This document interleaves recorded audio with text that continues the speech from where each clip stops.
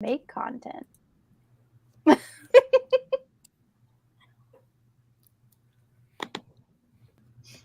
Okay, and let's make sure it's on there.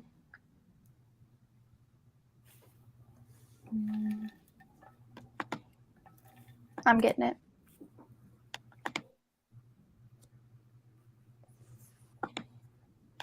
Is it working? Yeah, it's coming Okay. through. Oh, yeah, there's He doesn't people. want to cooperate. Okay, hi everyone. Thanks for joining. We're late because I'm black, but it's okay. Um, so, welcome to Neon Gods of Hunger with Nicole, RM, and Katie. I'm Whitney. Despite what Nicole says, y'all do not get content on a regular, so bask in this glory right now because I don't know when it's happening again. I never promised content. I just said subscribe. You're right. You didn't tell them that, they get stuff. You just told them to subscribe, but I feel like it's implied. Well, I think whenever it's there's just an maybe you get stuff. if there is demand, supply. But if there's another round of Hoathon where we have author chats, guess whose channel it's going to be on? Who? Yours. Yes, you. And this will be the last time you see Whitney. You can blame Nicole for that. If I disappear off the face of the earth, just know I'm okay. This won't be. So, Don't let her fool you. how's everyone doing? Did everybody have a good? I know it's still kind of going for y'all, but it's evening over here. So, how's everybody's Sunday? Good. Sleep. Yeah. A little sleep deprived. It's fine. It's fine. Me too. It's a thing. Okay. Yeah. I went to bed at 4 a.m. So Me too. God. I was up from 2 to 3 with a sick kid, and then I was, it's like the mask mandate dropped, and so like it took 5 days for us to get the flu, and so it's coming for me, and I know it's coming for me, and I'm just like, it's fine, it's fine. You mean masks really work? Who knew? Shocking! I'm shocked. This is my shock. Mind blown. this is my shocked face. Mind blown. Okay, so for anybody who does not know, RM Virtues is the amazing author of this lovely little ditty right here, which is book 2 in the Gods of Hunger series, Keep Me Close. And Katie, I'm going to my TBR cart because it's right here. Electric Idol by Katee Robert, second book in the Neon Gods series, saga, world, all of the above, because you guys are both just going to give us tons of content. So, You know, the great thing about the Greek myths is that there's just like endless content. So, it makes for really great long ass series. That's true. I'm not complaining. I'm not either. You can write these into infinity, and I'd be like, yes, Mm-hmm. another. Yeah. I will be 86 years old and still like, who's screwing who in Olympus today? Like, it'll just be a thing. Well, that's good news. That's good to know. So, I think a good place to start us off would be, since we're all clearly nerds here, let's talk about when or how you got into Greek mythology. Like, where did that come from? Nicole, you have to answer too. Let's be clear. Yeah. Okay. I'm going to answer last. No, I answer last because I asked the question. Then I'll answer second to last.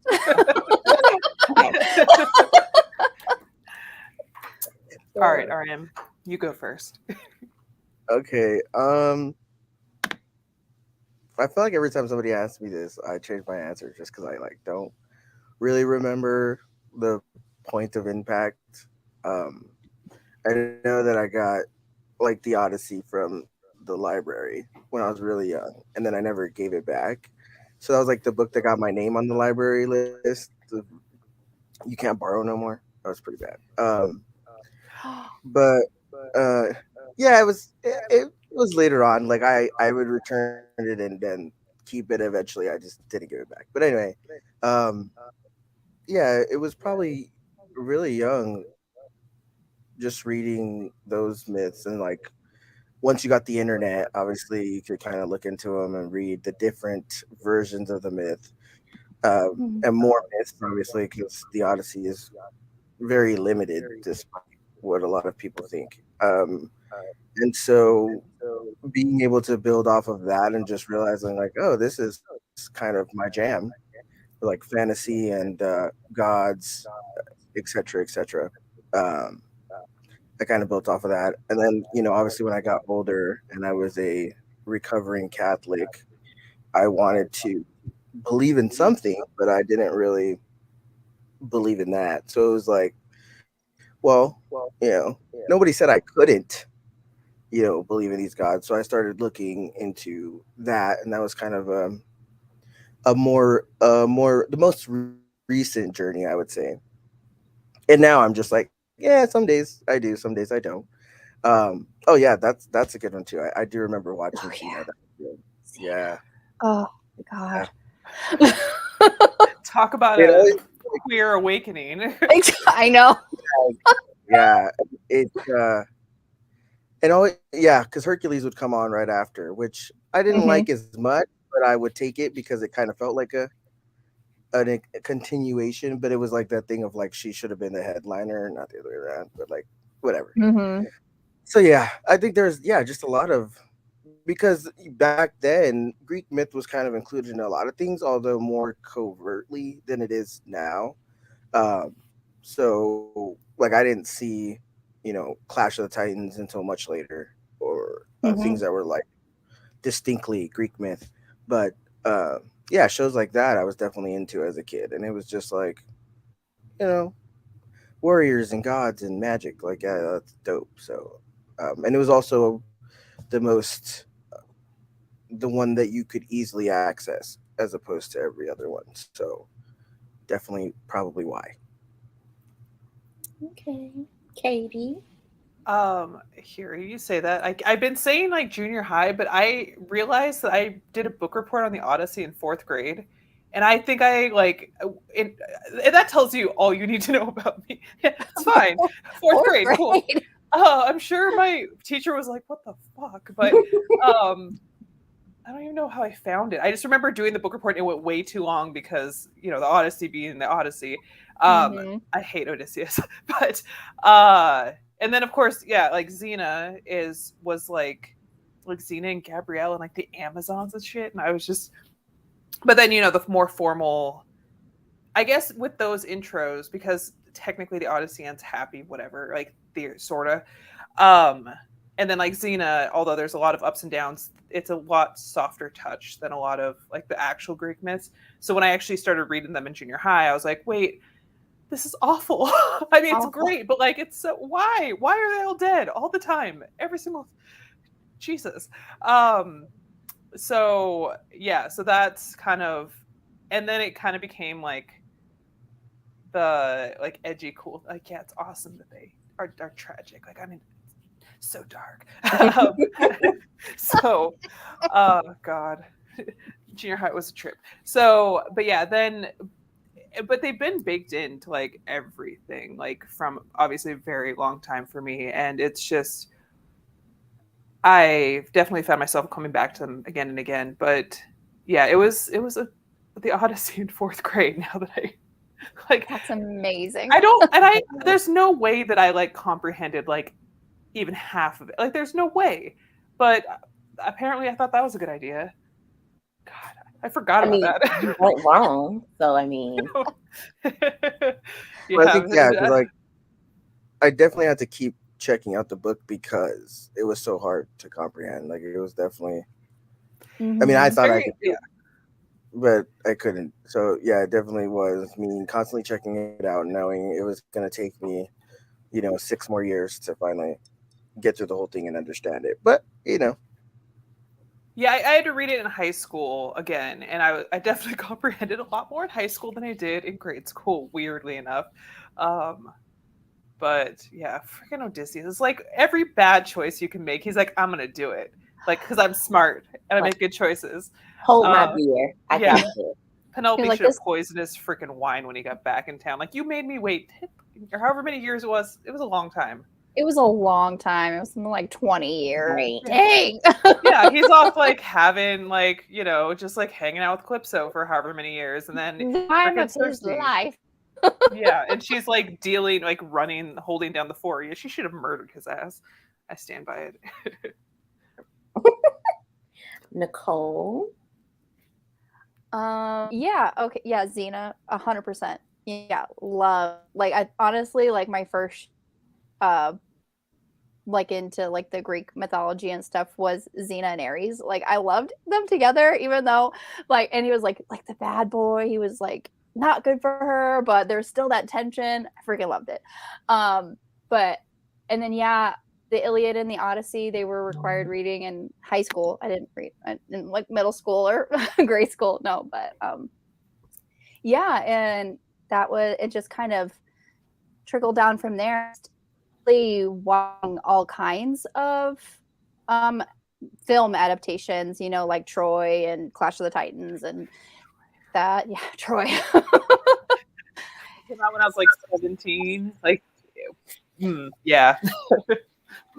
It's the way that Brad Pitt gets on the horse.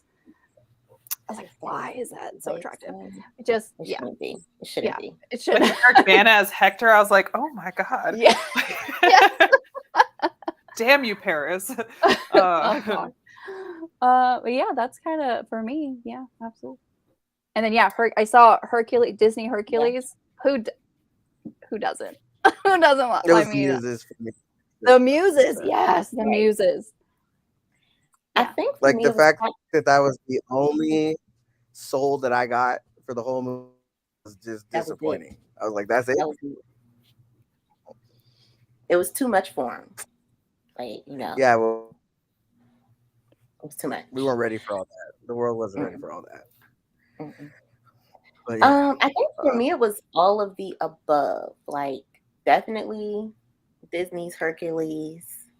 But also I used to watch, I didn't really watch regular Hercules. I did watch the Young Hercules show because Ryan Gosling was like, oh, this is it right here. And Xena, which I was trying to watch recently, as y'all probably saw on Twitter, and then they snatched it away from me. So that was upsetting. The worst. So that, and then, so I guess that kind of gave me like a taste. And so I was always kind of into it based on that and like researching and like, what is this that y'all are talking about? Like, what? I don't understand. And then freshman year of high school, I had to read the Odyssey. I was probably the only person in my class that enjoyed it. I don't know. I actually still have my copy of the Odyssey from high school, and it's been reread and it's falling apart. I took it with me to college because I purposely took a class that required it. 2 classes actually at the same time. Not because I like Odysseus, but just because like the whole like poetic element of it and the epic battles and everything just kind of always stuck with me. And I guess, just different movie adaptations. 300. I watched that the other day. Still obsessed with it. Clash of the Titans. Oh Brother, Where Art Thou? Which is not one that people think about, but we had to watch it in high school after we read the book. And then I did watch it again in college. In my class on Pompeii, they had us watch it. And I was like, oh my God, this is just as weird as hell as I remember, but this is good stuff. So I guess it's just always kind of stuck with me. That's fair. Yeah, that's fair. Let's see. So it looks like everybody kind of said the same thing. Hercules, Xena. I mean, if you don't like Xena, you should probably leave. Fisticuffs. I mean, I don't understand. Taste. I don't. Troy, I know Brad Pitt is a big old trash bag these days. I just didn't. I don't see it. Like, I mean, look, I don't. White men getting my attention is very hard. It's very hard. I mean, He was just listen, like the glisten. He had the glisten thing going on. It was like he needed that action movie, like because he was in all sorts of random stuff. He needed that like I'm a golden god thing going on. And what's her face who played Helen was wicked hot. Like it was just there's a lot of hot people in that movie. It's so many. And I had a lot of hormones at 17. Okay. Right. I'm gonna be very honest. I think I'm gonna leave it to that. In most other content, I don't see it for Brad Pitt. But when you put on Troy, the spirit of Tamara takes over me, and I'm just like, they call me a white man's whore. And I don't know what to tell y'all. It just is what it is. But Orlando Bloom, because that was like relatively close after Lord of the Rings, like Legolas, because I was like, oh, Legolas. I hate it. I was so conflicted. I'm like, I love Orlando Bloom, but I hate Paris. Hate Paris, yes. Like he played such like the freaking like cemented Paris hate for me, and you know, good on him for that. Right. He played it very well. If you made you hate the character, so I was certainly out here like you're no Legolas, so I don't know. Who are you? I don't know that man. I'm like, you ran away for this dude? He's crawling in the sand, crying for his brother to save him. Fuck. And when he like hugged his leg, I'm like, get up, dude. Like I'm the like, whole justice country's for watching Hector. you. Come on. The whole country's watching you. Get up. Right? Like your brother had all this shit going for him and he died because of you, and then your bitch ass freaking shot an arrow at the very end. You don't get credit for that. And then I ought to fight you for shooting the arrow because because you can totally tell that he was protecting her, like and not hurting her. I was like, mind your business. Mind your business. Stay in a child's place. Sorry. Okay. That went on like a Paris hate tangent. Sorry. Listen, I'm always up for Paris hate and Odysseus hate, and frankly, Jason hate too. Like, don't love Jason. Right. Let's be honest. 99% of men in Greek mythology could actually go to hell. Literally. Oh yeah, they're all trash. That's it. Yep. Mm-hmm. So Ariam, I know you had a question about like our favorite piece of media. Go ahead. Go forth. Prosper. Favorite piece of Greek media. So probably like the movie or TV show, etc. That you still like watching or watch often. I have a list just because I'm ADHD, so that changes by the week. Mm-hmm.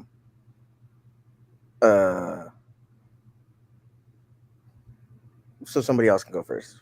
Go I really like the Percy Jackson movie. Like I haven't read the book, so like don't yell at me. I cannot speak for like that. But like the first movie I enjoyed so immensely just because like it was like fun and like, you know, had the nods to the things and like and I still watch it like whenever it's on. I'm like, oh yeah, this is the one that I will sit through and watch and like you know, and I love like the Hades and Persephone in that like particular because it's so toxic, and I'm like, oh, I am attracted to both these people. So running trend. But yeah, that's probably that. I mean, and I do watch Troy not regularly, but like again, when it's on, I will sit through it and watch that whole damn movie just because I'm like, you're all beautiful. It's going to end so poorly. It's fine. So, but yeah, those are probably the two that I actually rewatch. I think. Would you still agree though? Well, I would disagree, but I would say, would you still agree that Troy and Troy Fall of a City's cast, or like Troy's Fall of a City's cast versus Troy's cast? Troy Fall of the City's cast is better, but like it lost me when it got really convoluted, and I was like, what? And like, but Troy Fall of the City is why Wicked Beauty exists. Is because of that scene with Achilles and Helen that I was like, oh, they knew each other? I mean, they didn't obviously, but like, I was like, oh, but if they did, and like, oh my God. And like, that's why that book exists, is because of that scene. Before it got a little bit like assaulty, like towards the end, I was like, no. I was like, I like the fact that they like, no. So I don't think I watched much after that because I was very upset about that they took in that direction. But their cast is definitely better overall. We're in agreement, at least for that. Yeah, Whitney, what's your favorite? Favorite. I know we're not talking books, but if we're talking books like fundamental, it would have to be Uncle Rick's Percy Jackson series, just because it's just all encompassing. Like, you see the gods, but then you also see like clearly they're not infallible, and they are actually the worst. And it really drives home the fact that they really used their children just to do whatever and did not give a shit. And then I think the way he wrote the characters is just amazing. And then once you throw in the fact that he kind of tricked readers as a look at this beautiful white group of characters, but oh wait, no, here's a bisexual, oh no, here's a Mexican, oh no, here's a, like, you're gonna get diversity. Other than that, I would probably say 300. Shirtless men kicking people down holes, blood, just oiled at like, all times. Yeah, glistening, muscles pulsing. Xena, and I'm gonna be honest, Disney's Hercules, because it's wildly inaccurate, but the music is fucking amazing. So, amazing. I have no shame. I mean, it's a good movie. Look, we went to go see Hercules on Ice when I was younger. That shit was amazing. Like, that shit was amazing. So yeah, the myth is not great, but like, come on, like that. Yeah, it's a great movie. Yeah. Also, it's not necessarily the Greek side of things, but Pompeii. That movie is like, my sister loves that movie. Like, we watched it, and she's not even really like big into mythology like that. And she was like, "What is this movie? I think I love this movie." And she actually told me she watched it the other day, and I was like, "Without me? Like, what kind of shit is this? I don't understand." So I would definitely throw that in there. Kit Harington's nice to look at. Again, glistening. Spirit of Samara is just there. Okay, do we like these movies or do we like muscles? I like both. Conflicting information. Both is good. Both is good. Both. Okay. I don't think I've seen that movie though. So I don't think I've seen Pompeii either. Actually, now that it's very beautiful. Like, it's literally about tragic. The fall of Pompeii. So like, we know how it's gonna end, right? Because I was like, it's gonna make me sad because everybody's gonna be dead at the end, and but it's so, like, even when you like want to cry, it's just shot so beautifully that and it was when I took my class on Pompeii, like, the professor was talking about how like actually accurate they got, like, the architecture and the pots and the people and everyday life, and I was just like, see, I knew I had taste. I knew.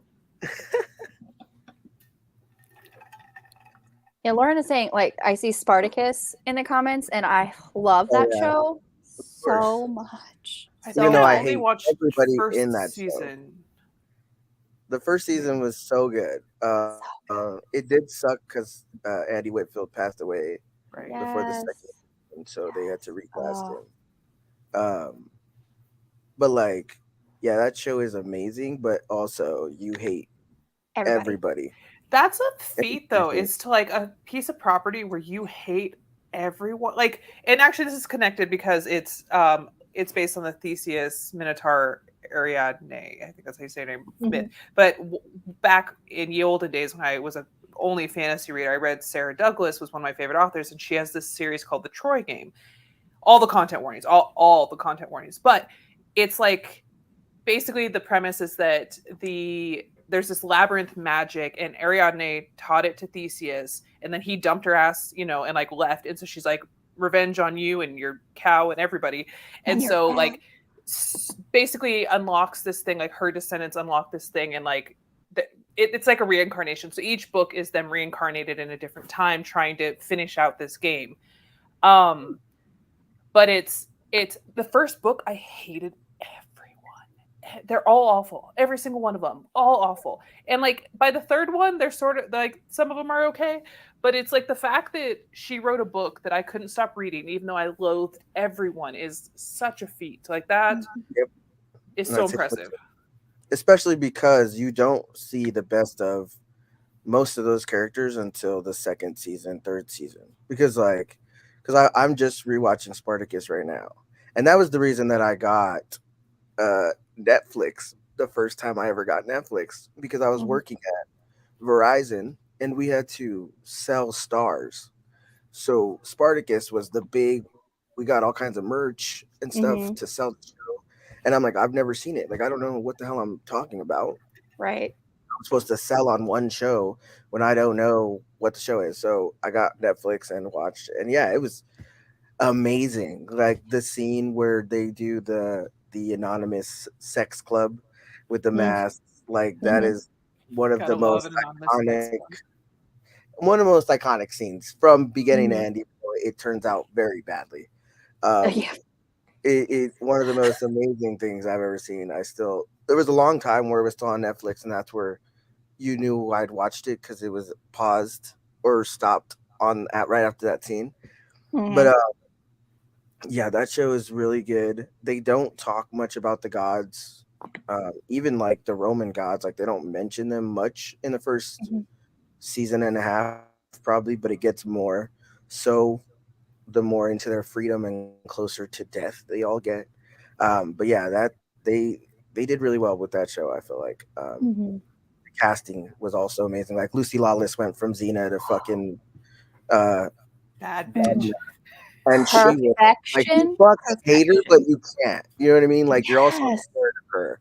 Um, and it sucked too because you felt bad for her because she's going through that thing of like I'm an older woman and I don't fit in with all these younger important women, and it's like, girl, you are Lucy Lawless. If you don't get up, Stand up. kill all of them. What are you doing? Like She you forgot she was Lucy Lawless. you forgot who you were until you did the anonymous sex thing, which still ended up badly, but she had the right idea. Like she was about to A great run. idea. She had it. She had the plan Mhm. in place. She didn't know that the other girl was wild like that. Like she had no idea. But anyway, so yeah, Spartacus is definitely up there for me in general. Like that timing, that period. Uh, Mhm. 300. Obviously, I watch that all the time. I had that. I had like the bootleg DVD and watched it to ruin as a kid. Um, I do watch Immortals often because even though the myth is very not good, like the story is horrible, but Mhm. the cinematography is amazing. That's probably the most diverse Greek cast I've seen. Um, Especially, it's like it's Mickey Rourke playing, so it's like it's cool that you have like a racist playing another tyrant. Whatever. That's cool. You're like Um, casting. Right, yeah, like yeah, it was before Okay. we knew how bad he was, but like that was good foreshadowing. Thank you for that. But yeah, like definitely I mean the god casting was not great. They were all very skinny white people. Like skinny. Like I don't think I've ever seen Kellen Lutz that small for any other role than Poseidon. Like he was Mhm. small. And that was Mhm. after Twilight. So it was like, what the fuck are you what is What this? happened to you? Yeah, like he was very small. But yeah, so like that was fun. Luke Evans as Zeus was super fun.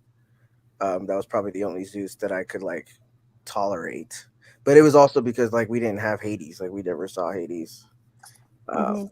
But like Frida Pinto was the Oracle, which bless you, bless everybody for that choice. Um, and then Clash of the Titans, Wrath of the Titans, I watch all the time. I Mhm. actually think I like Wrath of the Titans more.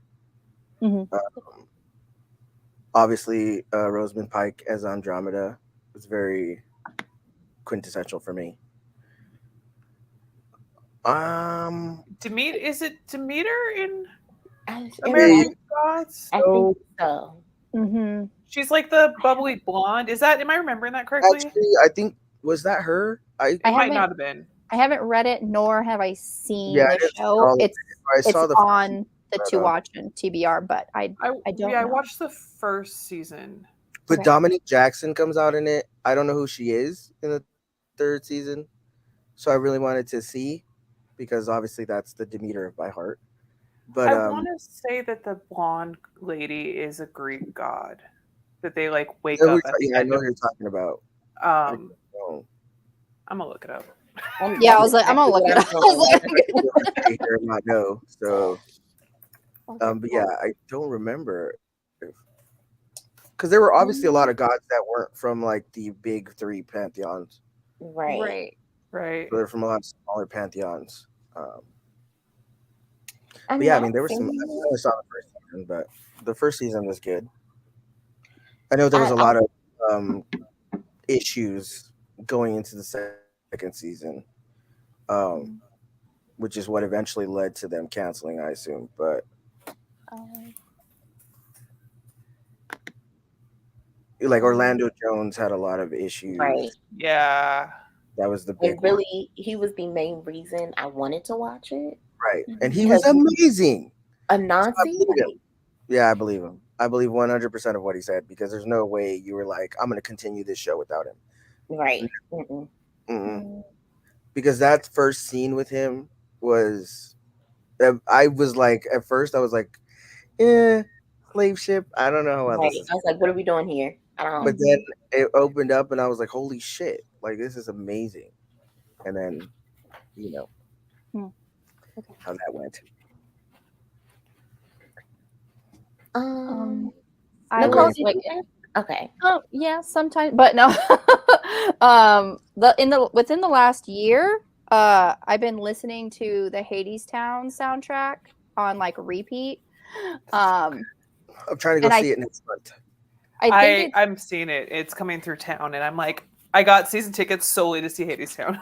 Oh gosh, yeah. Yeah, I think I saw you like tweet something about that like last year, and I was like, oh, I'm so jealous. I think it's actually coming to like our like Tempe Gamage area where they do like Broadway stuff. And, yeah. I desperately would like to get tickets, but yeah, I have that soundtrack on repeat. It's just phenomenal.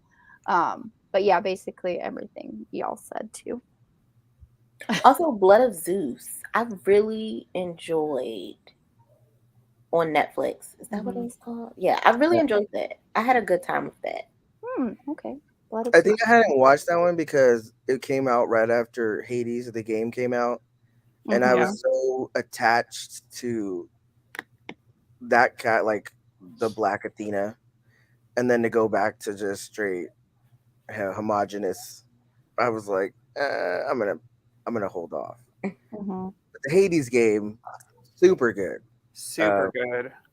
The fact that I can now play it on console has been amazing. Also, Assassin's Creed Odyssey, which has been a very big influence on Gods of Hunger.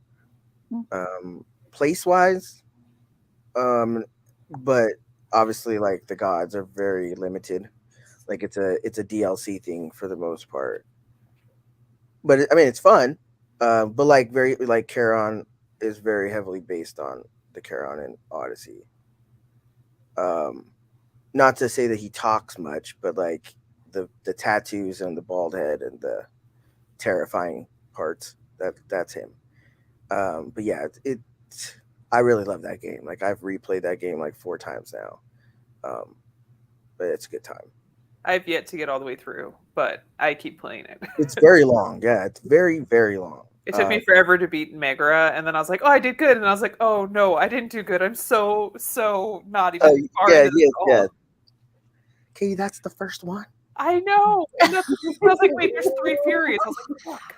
Yeah. It's ADHD. I hyperfocus for quite a long period of time, and then I wandered off and have not gone back. But like, that's actually how I found one of my favorite artists. They did like Hades fan art of Hades and Meg and a couple different combinations with other characters and stuff too that I was like, oh, and so I started following them and now I'm on their Patreon and they do a lot of monster fucking A+ content. Ooh. Nice. I feel like that's a natural progression. I think. Yeah, so. well, because like they do a lot of like Legend of Zelda stuff and like the Zoras with 2 and the whole thing. So I deep dove into their like portfolio and yeah, highly recommend. Before we Oh. get into book worlds and things, Ara mentioned Kellen Lutz, which actually makes me ask this question. What is your least favorite, I guess, Greek or Greek/Roman piece of media? Because for me, this is why Kellen Lutz triggered this, because his version of Hercules triggers me. It's atrocious. I didn't even watch it. Thank you. I didn't finish it because I was like, I was legitimately upset watching it. I was like, this is terrible. They're ruining everything. I watched it. Oh no. Yeah, like I've watched it multiple times. For the guy who plays Spartacus now is his second in command or whatever. Oh, As a story, I liked it, obviously as the myth, but I'm so used to that by now. I'm just like, I don't even look at it as Hercules. But yeah, Because it came out like The Rock had a Hercules or something Yeah, right they around that, came and out I at the actually same enjoyed that time. one like for what it was. Right. and I think I was trying to go towards that one because I was like, fuck The Rock at that point. So I was That's like, fair. move along. But no, yeah, like it didn't. Neither of them did well. Yeah. So, but that makes sense because you're trying to redo one that's like been done so often, and it's never right, really. Like not right. When Hercules is not a happy story. I mean, of course it's Greek myth, but like it's like super tragic, like over the long period of time and stuff. And I think that a lot of people, I don't know, I just like their takes on it were what they were, but it's the Kellen Lutz one. Like I don't even remember anything about it except that I hated it. I remember distinctly yelling and throwing something at my TV when the Nemean lion, when he that was so quick. That is not how that happened, and you're gonna have to answer to me immediately. Yeah, it was pretty bad. It was bad. It was very bad. Alexander is not the best, but also Angelina Jolie.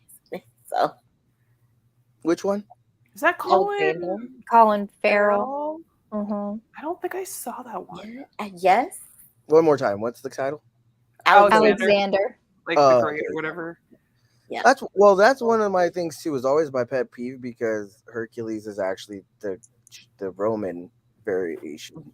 Yes. And I'm like, why y'all keep putting him in there? They're two different. That's the colonizers' god. What are you doing? There's Heracles and there's Hercules. Y'all don't. They do that all the time, but and now it's like everywhere. Like it's pretty ingrained in both sides. But I can't think of like my least favorite. So it's just me that was traumatized. It's fine. I mean, by that one. But that's because I didn't watch those ones. Yeah, like I at that point I was like, yeah, this is probably not going to be good. Because when I saw The Rock, like the trailer for his Hercules, I was like, why is this Scorpion King 2.0? Like that's what it was. That is exactly what it was. Knows how to make two kinds of movies. Literally, he only made two kinds of movies, and it's either Fast and Furious or this Scorpion King. That's it. So I wasn't gonna watch it just because of that, but like so I mean it's a fact. Very much so. I'm trying to think. Because I liked Percy Jackson the way that I liked the Maze Runner, which is they're so different from the book you can kind of think of them as a separate entity. So that's really fun. I think that's what people don't get is like if you're not gonna adapt a book, completely make it your own so that it can be seen as separately from. and I think both the Maze Runner and Percy Jackson did that really well. But I Uh, think Percy Jackson did it on accident. yeah, I think so too. That's I fair. one, They yeah, they they were a they little closer. definitely Yeah, did it there on was definitely accident. that. Yeah, because like yeah, Maze Runner they took out so much of the world building just to like Oh, limit it, yes. Uh-huh. to, which dystopian. I guess it makes sense, but at the same time, it's like, bro, where's the stuff? Like, where's all? Mhm. Um, what I other? liked Clash on Titan or Clash of the Titans, like the newer one with what's his face, Sam? but there was like the montage of like, oh, I'm a farmer's boy or fisherman or whatever the fuck, and then Yeah, now yeah. I'm a massive warrior. Like, made me really angry. I hate that's a thing in stories that I like hate. That I'm like, and I realize now that it was probably they traveled long enough, it was fine or whatever. But I'm like, you're not going to be a master swordsman after never touching a sword your entire life, and now you're Mhm. suddenly amazing. But I really like a lot about that movie. Otherwise, I think my biggest issue with that movie, it kind of ties into that, is that thing of, oh, well, I'm going to do this as a man. I'm mad at the god, so I'm not going to use. But I'm like, dude, people are dying. Like, do yeah, you that's want to save the stupid. world or do you want to get revenge? Like, pick one because Mhm. you're literally. I mean, and if you're doing this as an anti-hero, that's fine. Like, we can look at you that way. Like your big ass speech right before you went to kill Medusa, which again is a whole different thing. Yeah, And I did like the way that Io kind of told them the story. Like she's actually not, but that didn't obviously change the outcome. So right. it was like, um, because I mean, then you would have had the opening to be like, well, man, why don't you just ask her? I don't know. Like maybe she also wants revenge. Have you ever considered that? I Yeah. mean, But no, I well, do like that 'cause I would Medusa have. sequence though of like how she murders up Oh people, yeah, and that was great. And I love like Liam Neeson, like the release the Kraken thing. Although I yes, cannot divorce the knowledge of his right. giant slong from release the Kraken being him releasing his giant slong like that. That's how it'll always be for me forever. Um, This is but where Katie and I differ, obviously. Well, because I was just mad at the fact that they called it the Kraken, but that's well, a good yeah. point too. Yeah, that's a very good point.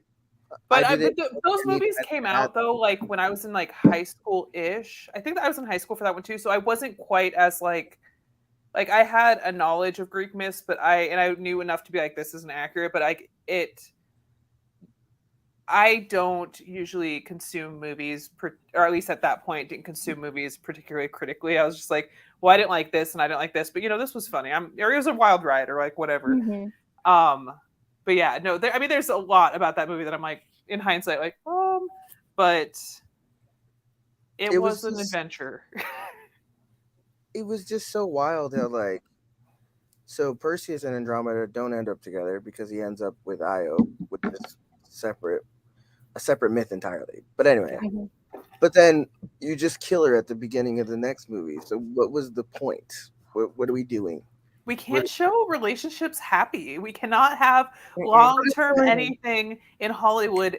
How can we have adventure if they are in a happy relationship? We got to murder up the Yeah. ladies every time. which And I the guess ladies. so that he could be with the drama end of the second movie. But Mhm. like y'all could have just moved it They along. can't. No, Whatever. it don't work that way. You But yeah, know Wrath of better. the Titans was definitely my favorite one out of the two. Just because, like, well, first of all, Hephaestus. I Um, don't know if I saw that. I'm gonna have to go back and watch it. we have to Mhm. watch it. We have to watch it. Hephaestus is the best. I don't remember the guy who plays him, but he's also amazing. He's older. Um, Mhm. all gods are, but like, also, come on, Ralph Fiennes as Hades, amazing, Yeah, yeah. just timeless, amazing.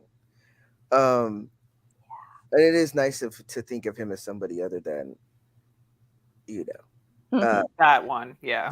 definitely the everything he did in those two movies was fantastic. Also, Edgar as Hades, as Ares was fantastic, and he definitely got a role in the second movie, the biggest role. Mhm. But definitely great job. So yeah, I think I just talked about my favorite one and not my least favorite one. Oh, I No, wasn't no. gonna say anything. I was just There's gonna no let you rules talk. here. What are rules? It's probably Yeah. just immortals, like immortals Mhm. as a myth, because it's the Theseus myth, but there is no Theseus myth. The Minotaur is a guy in a hat, Oh in a no. barbed wire mask, Oh and God, I remember. Ariadne. Yeah, Ariadne does not exist. Like, there's a Minotaur also in Wrath of the Titans, and it's a much better sequence Mhm. than the one. It makes more sense to the myth, even though it's not Perseus as a myth, than the Theseus one. So they definitely went all the way over that one. Mhm. There's a lot of overt slut shaming in Immortals because his mom, it was she was assaulted. Yeah. That she Immortals, was that's even the one that I hate. That he does the yeah thing with okay the thing. Classic. Sorry, I was like, as the whole time we were talking, I was like, I know that I had problems with Clash of the Titans, but there was another one that came out that I had more problems. That's what it was. I'm bad with titles. Okay, sorry. Carry on. yeah it was Tarsum. Tarsum Yeah. did it. So like he tried to get all the good elements from 300, which was the cinematography, Mm-hmm. the Mhm. slow-mo, the Zack It was Snyder. Was yeah, it was Immortals the one where they had the bull where they roasted him inside it? Yes, yes, Okay, Yes. yeah, okay, yeah, I hated that one. That's my yeah. answer. That's that. Yeah. So like the casting, not all the casting, but the casting, as in Frida Pinto and the other three oracles, great. Right. Um, but everybody else, yeah, it was pretty horrible. But the myth itself was butchered to hell. It didn't make any sense. There was no storytelling whatsoever. Um, but the cinematography saved it, which is why I still watch it. I think Um, that's why I watch it because it reminds me so much of 300, but with yes, Frida Pinto. I think that's why That's I Mhm. watch fair. that's it. That's literally it. That's it. it. It was shot very similarly. Yeah. Yeah. Yeah. It was, yeah. Like they tried to try to recreate, which made Mm-hmm. Yes. sense because I think it came out pretty close It to did. 300 Rise of a Empire, which was Empire. Mhm. trash. I don't. Yeah. What's that? It doesn't exist. What are you talking It about? don't make sense. None of it made sense. Not one. And then I you was try sitting to here make like, me believe that what the hell is his name? Little mini Xerxes became big, huge Xerxes by going into a golden puddle. You have got to be kidding me. Unbelievable. I think for Okay. me, it But Ava was, Green. we didn't need it. It was also that She's real also made hot, it but like we could have watched Penny Dreadful instead. That's true. I exactly. also watched that, but yeah, I was just like, Yeah. she's super pretty. She's great, but it's also like you did that thing where you sent a white woman into a That's true. brown Mhm. civilization them. And it's like, what did she do first? Kill a bunch of brown people to get her position. Congratulations. Right. So Mhm. it was very much, and like, look, the fucking and fighting scene was great. That's what we all want from enemies to lovers to enemies or whatever, where they're trying to negotiate and also fucking as they do it, but also fighting as they do it. Like the scene was And great. yeah, the enemies with Uh, benefits kind of thing. yeah. Yeah. And then they just walked away after that, and then they almost kill each other, and he kills her. But whatever. The point is, as a movie follow up, 3 fucking 100, Mhm. horrible. It was horrible. Yeah, And it it was wasn't bad. necessary. It's Nope. like, It wasn't That like was we just know what Hollywood happened trying to get after. money, though. That's what that was. Yeah, because 300 did so well, they wanted to right. still kind of, Hollywood is reap very benefits from obsessed that. with, oh, this did well, let's follow it up. But also, people want more of the story. No, bitch, I don't want more of the No, we story. wanted more of This is epic. Leonidas. That's what we This, wanted. Yeah, right. we This Yes. is did want epic. more Leonidas. Mhm. Honestly, Gerard Butler in that movie is what saved him from my wrath for gods of Egypt, which I Oh, Oh my I sometimes god. did wake up. not see that. I was so Um, excited when that movie was announced, and then they announced the casting, and I was like, "Oh no!" It's so yeah, because they bad. said they poor Chadwick was attached to it first, so you assumed he was at the front. No, he was literally the sidekick. The sidekick. I I refuse to didn't watch watch it, it. but it I No, was. I don't didn't want watch it. I won't. I can't. I really cannot. But I just watched the seeing that trailer, cover and when that was enough for me to be like, The trailer was awful. Awful. yeah, but it pops up after I watch, Clash of Titans or whatever. It'll be on the Mhm. also watched, and I'm like, no, Mm-mm. no, Not this I will person. not. I did not also watch. I did not Yeah, also watch. exactly. This is not. I did not watch it. Also, so what are you doing? Stop. Don't do it, Lauren. It's unnecessary. No, It's a hate crime. It's a hate crime. it's a It's a hate hate. Yeah. crime, That's Yeah, what I'm it's fine. saying. honestly. Because Uh, this is a sidetrack. This is a side rant. But I'm very tired of white people trying to tell us that Egypt is also white, and it's not. It's literally right there, right there. And just not black. Like everybody's like, well, they weren't black. No, there were. There were black people Mhm. everywhere. Y'all need to Yeah. stop. Everywhere. It's right Y'all be there. trying to erase us from everything. You Mhm. can't. You cannot. You literally Oh, can't. the pyramids and the monuments. Yeah, black folk made them, y'all. Y'all don't. Brown people were literally right there. Okay, it's fine. Anyway, But yeah, I'm not gonna go off on this tangent today whew, because I could. that's we do it. We will do it later. We do it Okay, later. really. With later. Nicole, did you have any questions Yes. burning deep inside? Burning deep inside. So yeah, I did have a question. It's I have questions for both of you, but then I also have questions for like each of you separately. But so RM, with Let Me In coming out on the 29th? 25th. 25th. 25th. Okay. Oh God, that's like 5 days, guys. I was like, what? It's like, what do I have the 29th? Your other book comes out on the 29th. But Out okay. on Patreon. If you were wondering, it's out on Patreon. If you were wondering. Patreon. Be a Patreon for both. Okay, but Or both? so we have a ship with Dionysus and Athena. How was it making ships where it's not really kind of the norm? It was like you're breaking off because do you find it freeing? Because it's obviously it's your own retelling. You're not so structured where you have to be in like with the same ships and stuff. But how was it? How was that? Because I know you've posted on Twitter before, but to let everybody know who doesn't follow you on Twitter, Though they so should. they should follow Down below both. in the info box from everybody here. I'm But laughing.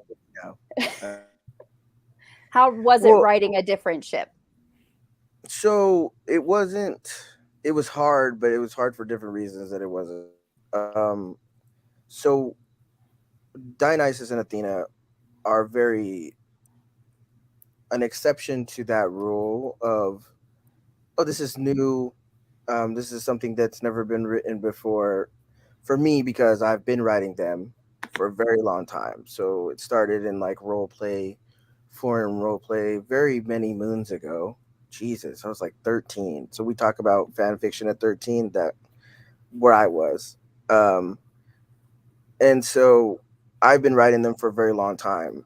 And that means that they've been my ship for a very long time. And it was always that thing of like chaos and calculation, which my favorite pairing is chaos and calculation. I love it. It's basically, it's kind of everybody if you think about it, just different, varying levels like Persephone and Hades, a little bit of chaos and a lot of calculation. And then, Hephaestus and Aphrodite were a lot of calculation and a lot of chaos. And this is like a different brand of that. But because I've been writing them so long, it was very hard for me to decide what their story was going to look like for this series. Um, how do I, because they only get one novel, how do I make it as impactful to everybody else as it was for me? Um, because I love them so much. I don't think that I could ever write one book where that is put into complete like that completely encompasses how much that I love these two. Um, but I was also trying not to too much, like to love them too much during this book because I feel like that would have taken a lot of the internal conflict out of it because we've already been there. The three of us have already gone through all of that. So having to go back to the beginning of their journey was very hard for me because I'm like, they already love each other. What the fuck are we doing? This is so hard. And then my dumbass decided to also do it as friends to lovers, which is extra slow burn angst. It was the worst thing in the world. Katie was there. There were mornings where I was falling apart in writing sprints because I was like, I fucking hate this. I hate all of it. Um, but it was definitely very hard not to write them because, like I said, they're already my ship. But to write them in a way that was introducing them to other people, was me pretending I'd never written them before, and to slow down that journey. So I was like also dying, but at the same time being able to like say, this is what happened. This is how it was in the beginning, because essentially I had to go back, and I don't remember how I got them together the first 28 times. I have no idea. So I really had to like reconstruct that, like getting them together. So it was fun in that way. So it was new to me in that way. But it was also difficult because it had to be such slow burn. Um, and then, with the rest of the plot to put all that together. It was difficult but fun, and I think I'm happy with the outcome for them. But you know, For them. like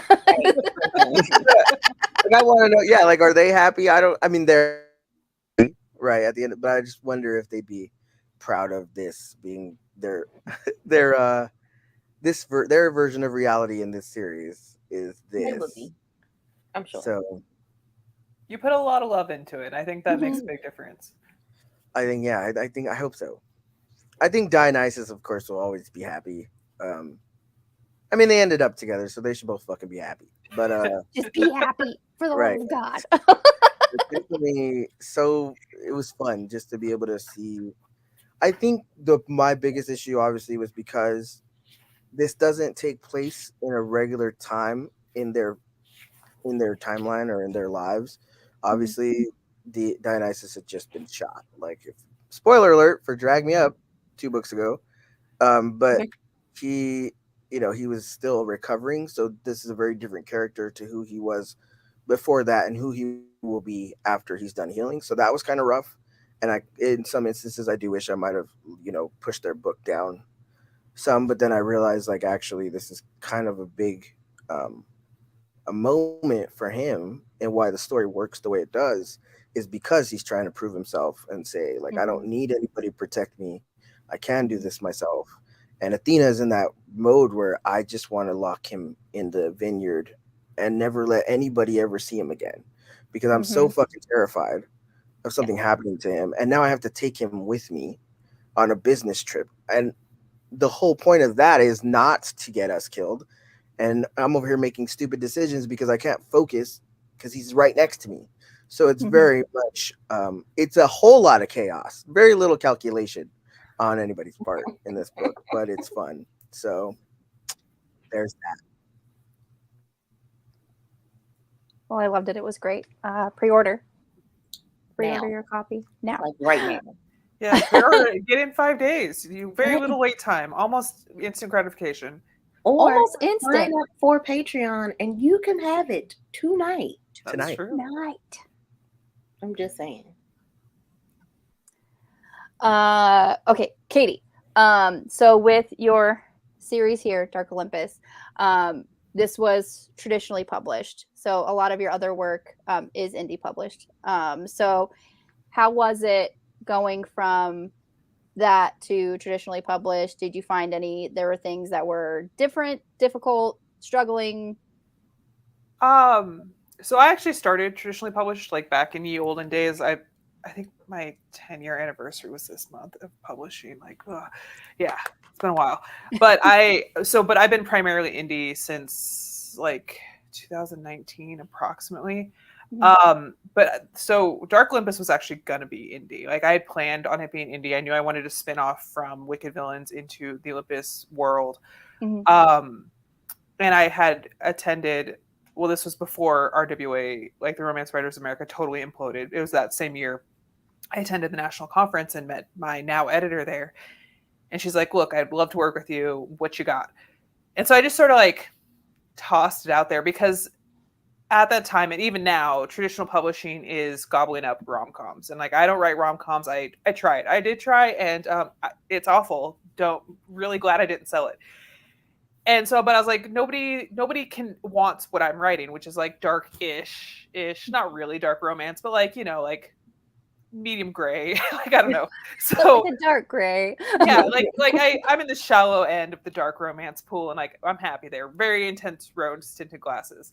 But so she's like, I want this series. I think it could be great, whatever. And I like sat down and thought about it. And I'm like, okay, I write really fast naturally. And I'm like, I can, at the point in my career that I was at, I'm like, I can afford to like lose 3 books. Like if I sell these and they fail, it won't sink me. But if it succeeds, that'd be super cool. But like, it's a calculated risk. We're just going to try it. And I fully intended, like, if it failed, to just cut the series, do a spinoff with the last like 6 or 7 books, because it's like 10 book series. And then, you know, it didn't fail, and it's doing really well. And it's been really interesting because coming back to traditional as an established indie author with a full-on indie income that pays my bills, it put me in a position where I could be like, and I'm experienced enough now to be like, okay, I know what my, like, the hills I'll die on are, and I know what I'm willing to compromise on. And so like, I don't really give a shit about the covers.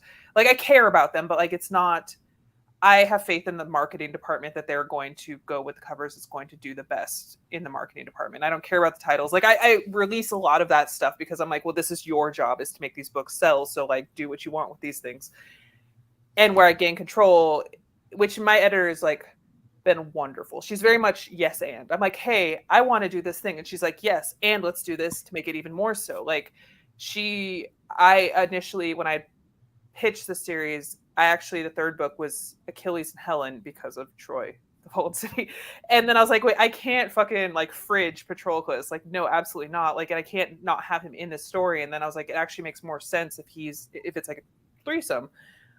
And previously in traditional series, I've had editors be like, no, you cannot put a menage in the middle of a series with like just couple. This was years ago now. I don't know like if those rules still stand, but they're like, no, you can't. You know, if you start one way, you have to end, like, go all the way consistently through. My editor's like, fuck yeah, let's do it. And then when I went and was like, hey, like, I know we have Aphrodite and Hephaestus, but I would really like to put Pandora in there. And she's like, cool. What if it was an open poly knot? And like, what if we put in like, so it's not like a full square. So it's, you know, it's just an open poly knot. Like, it's not everybody's fucking everybody. So Adonis is now in there as well. I'm probably going to hate myself when I write that book. That's next. I'm sure it'll be fine. 4 point of view characters, it'll be great. But it's just, I'm very supported on that she's like, I want to support what you want for this series. And they never tell me no, as far as like everybody's queer all the time. There's no like pushback on any of the things that are really important to me. And I feel like I've leveled up as a result of working with them. But I'm also very like handful of salt, because traditional is great when the light shines on you and everything's going well and you got the marketing dollars, but you're only as good as your recent book. And that's one thing I love about indie, is that like, you know, TikTok found Wicked Villains last year and like sold like gangbusters. Didn't hit a list, nothing. If you were not plugged into TikTok, wouldn't have even known it was happening. But because I had a full series, like indie is so long tail that I plan on staying primarily indie going forward, but I will keep this series with traditional because it's benefited me at this point, and they're doing some really cool stuff with it, and I'm very excited to have that support at this time, and to have, you know, like Electric Idol hit the New York Times bestseller book with like a queer book with a fat heroine, and like in a series that my agent, when I sold, was like, look, like, you can take this deal or not. Like, I support you either way, but also I can't sell this anywhere else. So we have no negotiating power. We have to take the deal they're offering, because I can't like leverage it anywhere else, because nobody else wants this kind of content. And look at us now. So I'm very driven by spite. I'm like, they're kicking their own ass right now. Like, literally. Well, I just, if I can, like, I was recently told by an author, a traditional author, that their editor tried to have them cut a sex scene. And they're like, no, because in Neon Gods, there's like this many sex scenes and it's traditionally published. And so I should not have to cut it. And they let them keep that sex scene. So I was like, yes, I'm doing the good work. Around the room. Okay, Katie. More doing sex the work. Traditional published books. Like, yes. Come on, guys. So yeah, so that's kind of how it's a very different experience. Like, I don't control a lot of stuff. they call me a chaos gremlin because I'm constantly like on Twitter just doing shit without talking to them, and they're like, "Could you let us know?" And I'm like, "Oh yeah, sorry." But Oh. yeah, so it's a little bit of an adjustment on that because in India I can be like, "Oh, I think I should write a book about father-in-law," and then just write it. And in traditional, I say stuff, and then it's like, "Oh, I'm writing 2 or 3 books ahead of what's releasing right now," so like I can't even talk about it because it's just mean. It's like, so it's a very different experience for sure.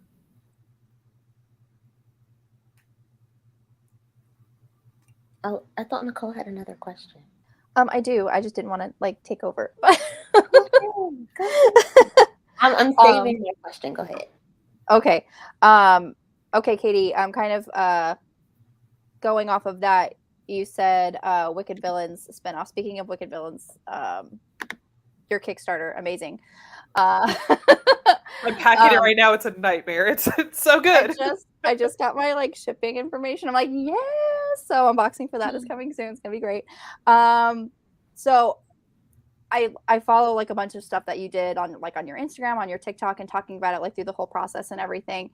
And just like your excitement and your shock and awe about how everything like came about, especially when you first released the Kickstarter and you just didn't expect it to do so well. I don't know why you didn't expect it to do so well, but I am not surprised at all. But the fact that you're just joy and your excitement and all of your like TikToks and reels and stuff, that was like amazing to watch.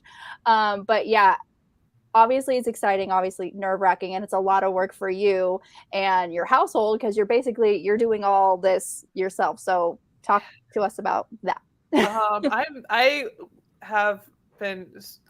look like I live in like we just moved in. There's boxes everywhere. It's going as good as it could go. Like considering that it's 6 books that I'm signing and shipping and packaging, and like, in hindsight I would have done things a little bit differently as far as like the add-ons and stuff.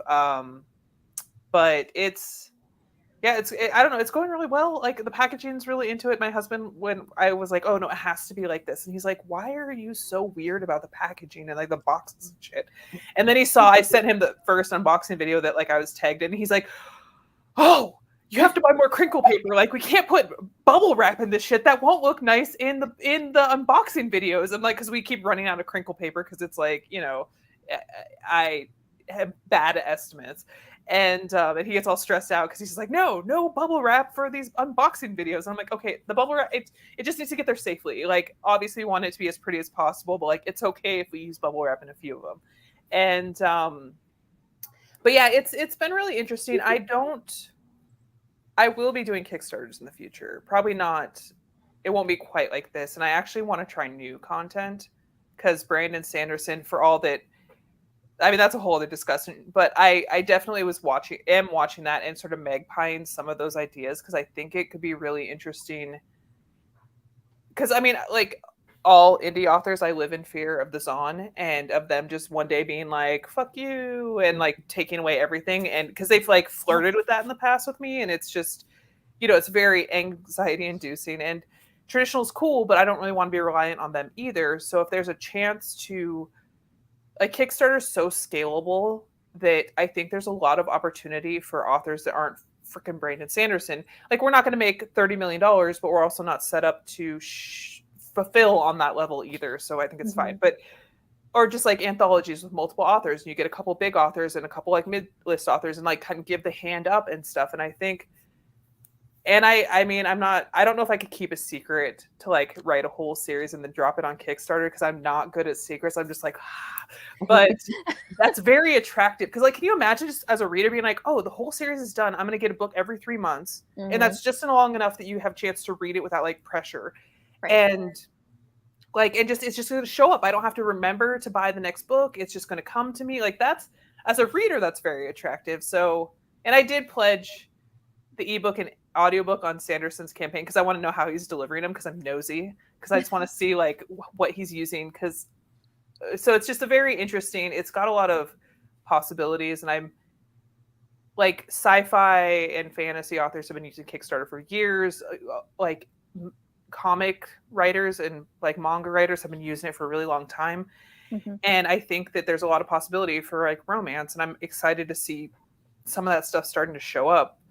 Uh, yeah, no, I did, but I didn't. I mean, I knew villains did good, but like most people who bought it, I didn't expect them to actually want a hardcover. I mean, I don't know. I hoped, but it definitely surpassed my wildest dreams. And in the future, I will do things a little differently to make it easier on myself on the back end. Understandable. Mhm. Um, I don't have a Kickstarter box. Nicole knows why, but I will be ordering them at some point once my bank account is not cussing me out. That's So, right. I know you brought up audiobooks with Brandon Sanderson, and I saw Katie on Patreon. Somebody had a question for RM about the possibility of Gods of Hunger coming out in audiobook form, and they wanted to know, is there somebody they can nudge? Is that something you're interested in? I know that there's been a little bit like behind the scenes stuff that's like but is that Mhm. something that you still want to kind of pursue? So, um, so yeah, I had an audiobook deal that I had to back out of because apparently me putting in a contract that ethnicity is a deal breaker doesn't really flow to people's ears the way that it should. Because I was being asked every book. I hope it's not a deal breaker for this book, but I don't know why I would have changed my answer. But anyway, um, a lot of fuckery on that. So I did pull out of that deal that I was so excited about last year, which Mhm. that's fine. I think for a while I kind of set myself up to say I would like to narrate my own books. Mainly because I mean, one, I usually share an identity with one or both characters. Two, um, I just like having control. I mean, and if I feel like I can do it, then I'll do it. But at the same time, there are a couple things in motion right now that if they go well, I might be able to have audiobook rights of Gods of Hunger picked up before the end of the year. Um, a lot of shit I can't yet talk about, but hopefully, if it goes well, that's the goal right now. Like that's where it's at. Um, if not, then yeah, I'll probably end up narrating them myself, or at least trying a couple other channels before um, buckling down to try and do that. At least like completely on my own. Like somebody has the rights. If they allow me to narrate, I will narrate. If not, then that's fine. As long as we are in the clear that ethnicity is in fact a deal breaker. Mhm. So once I work that out, though, I will have more information. But for now, yeah, they're coming eventually. It's just a matter of how, and then once the how is considered and concluded, the when we can hopefully figure out. Hopefully not too long, but I mean, worst case scenario, fucking the next 5 books of the series come out in audio all at once. Yeah, so we'll see. Yeah, it's in the works though. Personally, I love it when authors narrate their own books. I know a lot of other readers do as well that I know. So that would be amazing. You would I guess definitely. the thing too I is because support like it. you know what's going on, like you know your Yeah. book, you know what the feelings and emotions are supposed to be, Mhm. um, and you know the voice that you gave your characters and how that's supposed to come across. In the few samples that I listened to, that were actually the right ethnicity, which is to say one, um, it was very good, and the voice was good, but it was also that thing of like you're trying to like first of all, I don't understand this thing where all fantasy has to be British accent. Um, they obviously aren't British. Mhm. If anything at all, Gods of Hunger should be more of an Americanized accent because of the Av um, for my black characters and the the kind of the multicultural society and thinking of like there's a world out there that people have traveled to, it obviously doesn't look like it does today. Chaos Falls and the Aegean region in general is basically a place that exists in a world that's basically everybody can kind of get to each other or talk to each other if they need to, but it's uncolonized basically. Like it's the people who are there and have reconvened in different places. That's absolutely fine, but there's no like world powers or what have you that really have an overlook on everybody. Everybody kind of keeps to themselves. So I mean, obviously they still fucking go by ship most of the time, and high tech. They got high tech technology, like in Let Me In, Dionysus's car drives itself, but they don't. They don't go beyond what is necessary.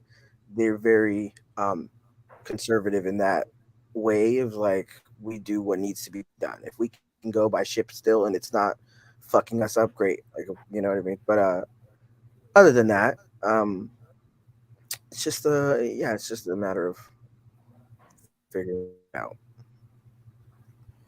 The storytelling, Well, I guess. honestly, I can't wait. Um, I love audiobooks. And also, I mean, if I have the opportunity to listen to Daddy RM, describe Hephaestus and Aphrodite in the office, then I'm going to take it. It's not even a question here. So, so I know Fun time. I know we touched on how much Dionysus and Athena mean to you. But I was wondering, Katie, especially since you said you write so fast and you've already like started working on future stuff, which I don't want to say couple because obviously they're not all couples, but which relationship or pairing has sort of been your favorite or like means the most to you so far? So far is probably Achilles, Patroclus, and Helen, just because it's so messy, but like in a very real way, even with all the crazy stuff going on elsewhere, is because it's like Patroclus and Achilles have an open relationship. And so like they communicate really, really well. They have a really healthy relationship, but like obviously Helen being a direct competitor for the thing that they want is a problem. And they're like, no, we cannot have sex with Helen. And there's like a jealousy there that like feels very earned. And it's just like a lot of like, how do we navigate this? And then at the same time, Helen and Achilles are both want the same thing and both want it with ferocity. Wow, words are hard. That like it's like how like I didn't know how it was going to go until when I was writing the book, because I was like, how do I get them through this when one of them has to lose in order for the other one to get what they want? Like they can't both have it. They just can't. And so it was a lot of. I mean, that book was really hard to write for me. It was just because it was a lot of like messy emotions, and then I sort of like did the lazy thing when in drafting, and I was like, oh, we'll just write 2 out of the 3 challenges and end it early. And my editor's like, there's a lot of emotions and like circling in the middle. Maybe we could put in the second trial, so there's 3 like you told us there was going to be. And I was like, fuck. And they were right. They were absolutely right. And it's like 1,000 times better with that. But I had to like write the middle of the book like in edits because I knew it. I knew when I turned it in, I was like, there's not a lot of plot here. And they're like, hey, Katie, there's not a lot of plot here. And I was like, fuck, okay, yeah. All right. I probably could have fixed that before I sent it to you. It's fine. So like, I love them a lot, but it's hard because like the 4th one's Cassandra and Apollo, and like Cassandra and Hermes are exes, but they're exes that are friends now. And like up till that point, Hermes is very much friends to all the main characters, and so having Apollo and her be kind of there's friction there because they sort of like are information based, and they overlap a little bit, so they don't. And she has secrets that he can't figure out, and he's like the person who figures out secrets, and so like he does not like her. Like he doesn't just like on a professional level. And so the fact that she is Cassandra's like ex and that they're all at this house party together, and it's just like, I don't know. This series is just fun. But Achilles, Patroclus, and Helen is my favorite so far. I think Hermes will be the take it all at the end though, like because I love her so much. But yeah, because she's like the one that's like, you know, the thing that doesn't make, it's not fully revealed as the series goes forth, like more and more about her comes out, but she is a direct in existence because Hermes and the Myths is like cool, whatever, but the Hades Town Hermes and the Hermes from Circe and then the Hermes from Lore Olympus, like those three somehow like bopped in my head, and it's like, oh, this chaotic, like sort of goofy character, but also a little cruel at the same time, and like is not necessarily a good person, but also like puts up this front for being sorry, puts up this front of being like, just like, oh, it's fine, everything's, you know, woo, don't, I break and enter, it's cute. And it's like, oh, but this person is doing things, like has their own agenda and has from the very beginning. And as we start to like reveal that as the series continues, it's delightful. I love long games and long series, like of being able to seed in that stuff. And like,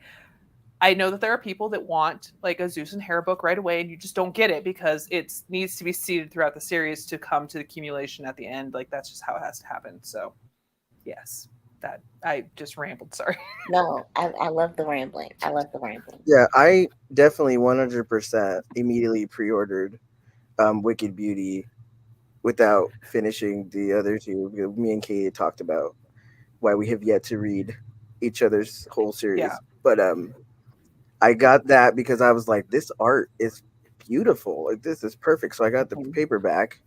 But yeah, and hearing you talk about it through writing, I was like, yeah, I really want to see how this plays out, which it's going to be really, it's going to be really interesting because I'm not scared, but I'm a little anxious for when it comes out, because when I announced the pairing or the trip, the whatever, the relationship, I got the most pushback I've gotten in my career to date on like me announcing like who's going to be in a book, because people are very strongly attached to the source content, but like not so much that they don't want to read a romance about it, because I'm like, well, Achilles and Patroclus die. Like, I don't know what to tell you. It's not going to be accurate no matter what. Like, sorry. But like the fact that I put a woman in there at all, but also that I put Helen in there. But I'm like, Achilles is canonically bi or pan or whatever. Like, so, but I think fucking so many people canonically, so like all the time. So many people. Everybody. So it's like, it's very, and I think that the way that the relationship's set up, I feel like a lot of readers have strong feelings about like cheating, even though it's not cheating by anyone's definition in the book. But I feel like there's going to be some pushback on that as well. So it was a little risky, like on like a couple different notes but I think the people that like are still waiting for me to write a classical retelling will finally drop off maybe at this point. I don't know. So I'm like, well, it only gets more chaotic and like reimagining territory from here. So like, buckle up, babies, let's go. Yeah. That's what I always say when they ask, like, yeah, it's a reimagining, like it's not a retelling for one. Yeah. For one, they're not gods. Like I don't know what you expected. Hello. This is obviously not going to go the way, and obviously, like I don't know about you, but I don't want to read the myth as it was like that. Horrible. Tragic.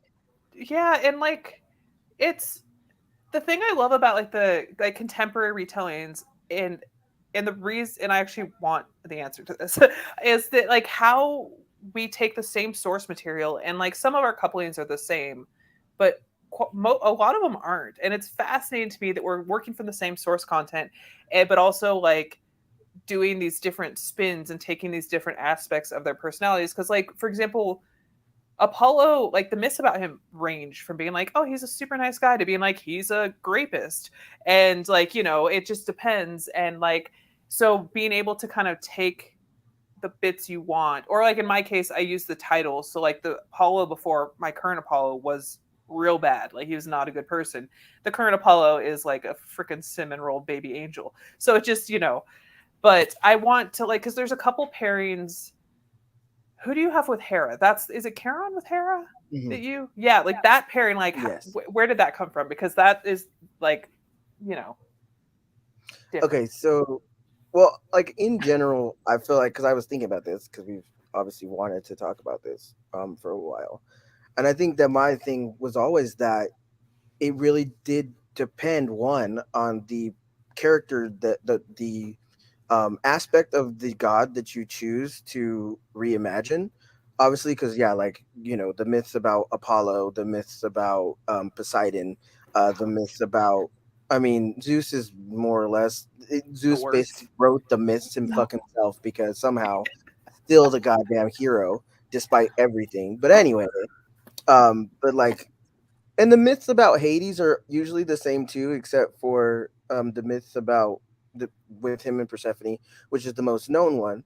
But if you realize that's probably like the only time you really hear about him in a capacity of his own. So not when he's working either on the behalf of somebody else or in you know with somebody else.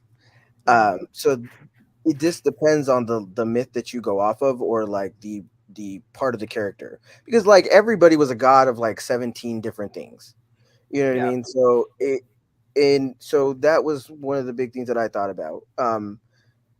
Unfortunately for Karen and Hera, it wasn't that part. It wasn't really that thoroughly considered.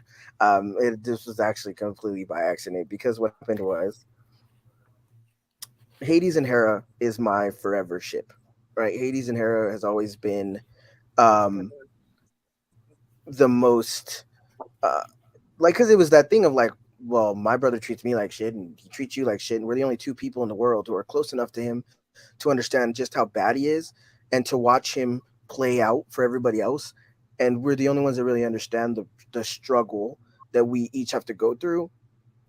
And so it would make sense if like we fell in love, which obviously I couldn't do both.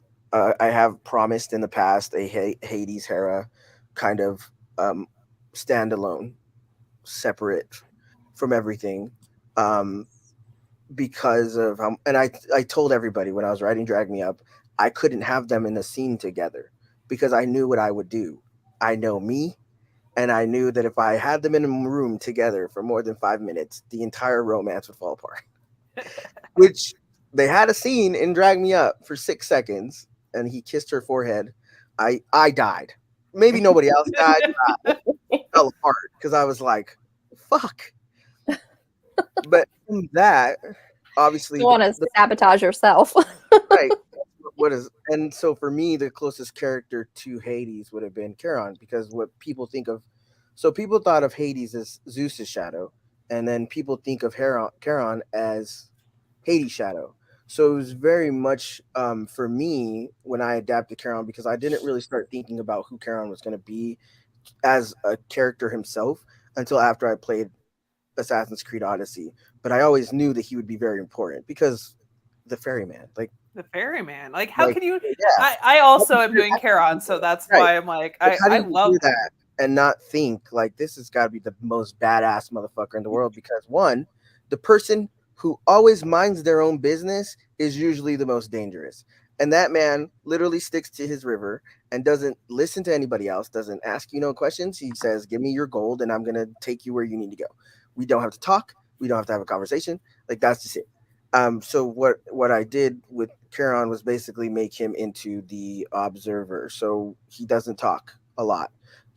He listens. He hears everything. He sees everything. He's Hades' eyes. He's who everybody thinks Hades is by himself. Reality, Hades as an entity is him, Hecate, and Thanatos all at once. Basically, all these people living underneath him, helping him to be the person that has become this wraith of Chaos Falls, and in myth, this very, very scary person. So because really Hades again minds his own fucking business. Like, yeah, the only time he really does shit is when he has to do shit for Zeus. Yeah. Otherwise, it's like, yeah, he's terrifying. It's a terrifying thing to not know because like what's scarier than seeing the devil? Not seeing the devil. You don't know what he looks like. You don't know where he is. You don't know what he's doing. So I think I wanted to further that and give him Charon. So somebody who everywhere, nowhere. Like you're not looking for him, you're looking for Hades. And in Chaos Falls, you're looking for the very tall black man, who is very, even no matter how much he wants to blend in, unless he's literally hidden, he cannot blend in. Whereas Charon is very, he's much more average of stature. Um, Small, quiet, doesn't talk a lot. You probably wouldn't know him if you passed him on the street, but the odds of him knowing you are very high. So the way I thought about it was like when Zeus and Hades became siblings, when they had to move in together and have this parentage, he brought Charon, Hecate, and Thanatos with him because um, Rhea was already taking care of all of these orphan children because there's so many of them. Um, so she kind of was like, "Yeah, I'll take three of your friends. They can move into this big ass mansion in Olympus. Absolutely, let's go." And it's like you never see them. Like the house is so big, you're not seeing all these people. But what you are seeing is obviously Hera, whose family isn't from Chaos Falls, had to come visit a lot. She had to spend a lot of summers here. She had to get used to the place that she was eventually going to help run. Um, and Zeus didn't care about her. He didn't care about seeing her unless she was giving him attention, which she didn't want to give him because fuck this guy. I have to marry you, but I'm not married to you yet. Get out of my face. So naturally, what she did was she found Charon, and they had a friendship because he listened. He cared what she had to say. He, wasn't overtly into himself where he just eclipsed her entirely whenever they talked or had a conversation. And that grew into a relationship, which eventually grew into we had a baby, and everybody thinks it's Zeus's for 30 years, and it's not. So I think I just spoiled a lot of people, whatever. If you haven't read Kept Me Close, You sorry, should have Katie. read it already. Listen, Mainly Katie, because I know Katie hasn't yet. I'm so sorry. Listen, I bought them was all. like- They're waiting for when I finish the Dark Olympus series. I'm just gonna marathon them. I'm Okay, good. Katie well, is excused because she's writing her own. We don't, avoid the crisscross and the over. Katie's excused. The rest of y'all, the I rest was like, RM, that is a spoiler. Like no hesitation, you're no all- you're pause. all- Just like here it is. it's actually, honestly, I felt like it was really obvious come the intro, like as soon as you entered the second book, I was like, is this too obvious? I feel Uh, like when really I not. read it, I feel like when you sent it to me and I was reading it, and I was like, by chance, is this a Yeah, but thing? Whitney always gets everything. I've never been able to get anything past Whitney. That's not even just in books, like in movies we watch together. Nothing. She has never been wrong. So like I don't know if Whitney's the best to judge that. Because like yeah, she always gets it. Um Okay. but I it's thought it definitely that thing of that's really what it came out to was like they had this relationship and they had this thing together and then you know so obviously keep me close kind of sets them up um for this relationship. I guess it kind of too I've been telling Katie not so directly for because every time in the poll it's like Hef's parents. Do you want to see Hef's parents? Hi. So yeah, like that's basically what it is like Hephaestus knows, but that's why he grew up with Charon because one, Zeus knew um it was the worst, best kept secret in Chaos Falls.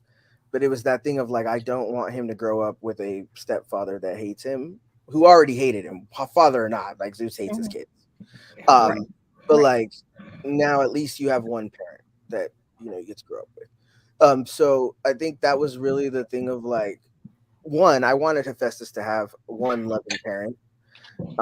Even though Hera loved him, it felt like a very personal thing to be like, well, your mom is depressed and in a marriage that makes her unhappy. She can't be a full parent to you. Um, which was the thing. Obviously, might get more into that in her book, but it's very that thing of like, I want him to be better.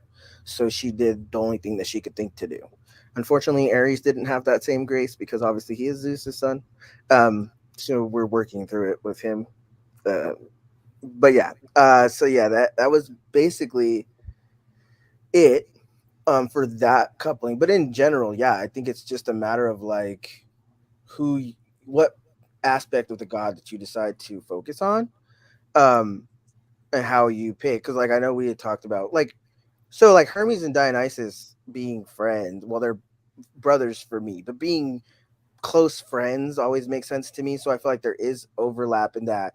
Yeah, they're both fucking chaotic. Like I don't, they can only handle each other in large doses. Like nobody else really can, but they, because it's like that thing. But like even in my retelling, Hermes is still much more tempered than Dionysus, which is why he takes more of the business aspects, like the diplomatic parts, the talking parts, the people facing parts. Whereas Dionysus is very much the hands on, oh, we're going to build another business and I'm going to go open it and then I'm going to drink all night and then we're going to go do this. And then, you know what I mean? Like he's the people pleaser. So very much CEO versus customer service in a way. But uh, the fact that they work so well together is still because they love each other so much. Um, and it just warms my heart though, because, found family and family, that stuff is really important to me. um but yeah, like how do you think that you decided after Hades and Persephone um to go on? So a lot of the couplings towards the latter part of this series. So like, hey, obviously Psyche and Eros was like pretty easy, and like the Helen, Achilles, and Patroclus was partly because of Troy Fallen City, and also partly because Helen was an established character, and like rules of romance is you follow the established characters. Like I'm not going to bring it. I was never going to retell like the Iliad, and but from there, a lot of it was just like elements of like Cassandra and Apollo. I always really enjoyed the fact in that element of the myth where she like got one over on him, and then he also got one over back on her, and so it's kind of that like contentious like, but without murder for once. Um, but after that, it's a lot of it's like, without spoilers, a lot of it is just because my gods are titles, is picking characters that I want to inherit those titles that will directly influence, like for example, make this is a spoiler for Electric Idol, plug your ears, I guess. Making Callisto into Hera was intentional because Callisto is such a sorry. No, it's fine. It was just it's right here. It's gonna get read. I don't care. But like that, she's such a warrior character in myth, and like also in my like her version of warrior character, and like very violent. And so putting her in this relationship with the new Zeus, which is Perseus, is like makes that relationship something really complicated in a way that makes me really happy. And so we're going to see the Zeus and Hera conflict play out in this like arranged marriage in the background, like build and build and build, because they, and that's why when people are like, I want the Zeus Hera, I'm like, you can't have it, because if make them happy in book 3, they cannot be fighting and going to war the rest of the series, because it'll endanger their happily ever after. Like it has to play out the way that I have it planned. And so, but like I had planned on, I knew I wanted to do Ariadne and the Minotaur, which I realize is like a non-conventional pairing, but like that's the Troy game by Sarah Douglas influencing me. Like love that. I'm trying to think who else. And like I like Hephaestus and Aphrodite, and this was before I'd planned on them being open poly not, but like the idea that like the whole thing in their myth is like they're married, but she like fucks around him, and I'm like, what if that's his kink, is like being fucked, like, you know, watching her with other people, and like that element, which it's not going to be quite that now because it's like evolved into something else. Orpheus and Eurydice, of course, is, but they had actually taken them out of the series because my editor's like, look, like reunited lovers is kind of a hard sell, and also like I don't know if they're strong enough on their own. And then I saw this like art piece of like the ferryman and this like beautiful woman, and I was like, Charon and Eurydice, like he had to take her twice. And then my editor emailed me and was like, and Orpheus? And I was like, and Orpheus. And so in Neon Gods, I had done the whole like walk to the river Styx and the look back, and it just didn't work because it was in either Hades or Persephone's point of view. It just doesn't work. And I'm really glad now because now their book can be the descent into the underworld and the way back, like throughout their whole book, like while other stuff's going on. And then you were there for one of them because I had initially planned on Poseidon and Andromeda, and I was like, I don't think that works. Like, who would work? And then Piper J. Drake's like Icarus, and I was like Icarus because like the sun and the ocean and like that makes sense. And so it's a lot of like that kind of like Yeah, we talked about that one. Yeah. it's a lot of like that kind of thing of like taking like the archetypes of the various characters or mythological figures and being like, how would I throw them together? And that's how I do my other books too, is like, here are these character archetypes, like how can I puzzle piece them together to make a really interesting story? It just so happens that I'm using like pre like existing content to do that. And so like making Helen somebody who's gonna not just be a pawn in everybody in like the men in her life, to compete for her own hand and like to be like, fuck this, nobody takes me seriously, nobody believes I'm anything more than a pretty face, I'm going to prove that I am. Well, throwing that up against Achilles, who's like the ultimate, like arrogant, like he's self-aware, like he knows that he is an arrogant dick, but he's also like, but I'm the best. So why would I be humble about this when I am the best and I get what I want and I want this, so I'm going to get this. And then you have Patroclus in the background that's like thinking all the thoughts and like running all the scenarios and stuff and like very conflicted. And it's just like throwing that together is. But that's why I like Menages too, is because like it's messy and like it's a lot of puzzle pieces that you're like, how does this work and how do these work in like three separate ways, because it's three separate relationships and then the greater relationship of all three. Yeah, so it's a lot of me just being like, what I mean, somebody accused, I don't know if it's accused, like, I mean, it's been said good, positive and negatively that I'm writing fanfic of Greek mythology, and that's basically what it is. Like, I'm like, but I mean, that's really it. All like, retellings, yeah. If you have a base, that's what it is you're writing a retelling of base content. Like, yeah, when I to put it as. And even in like, because I started writing fanfic last year, yeah, but even that is like, I like the rare OTP. I don't think they use OTPs. The kids these days don't use those terminology. But I have no idea. I have no idea anymore.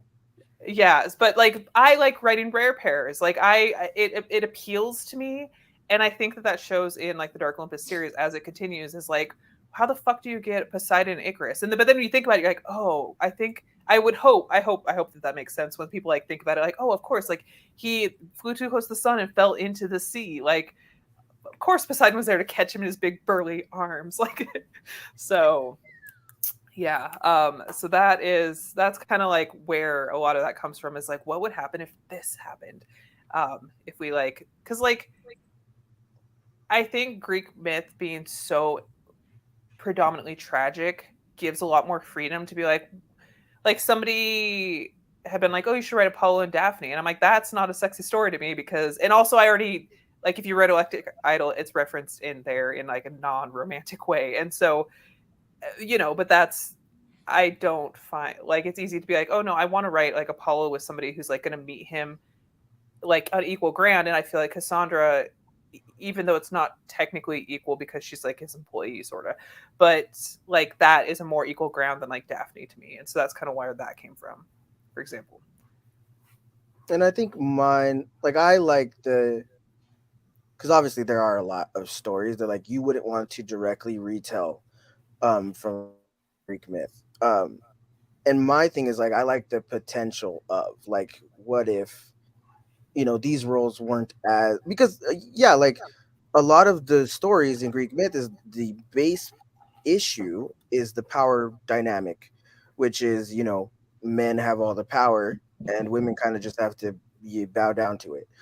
So for me it was a lot of well, what if we were more on equal ground? Like, what if these relationships could be healthy in a way that makes sense today and comes forward? And obviously, again, having patron gods in this pantheon, for me, you want these people to be someone you can look towards. You want somebody that hey, like they deserve their godship or whatever it is.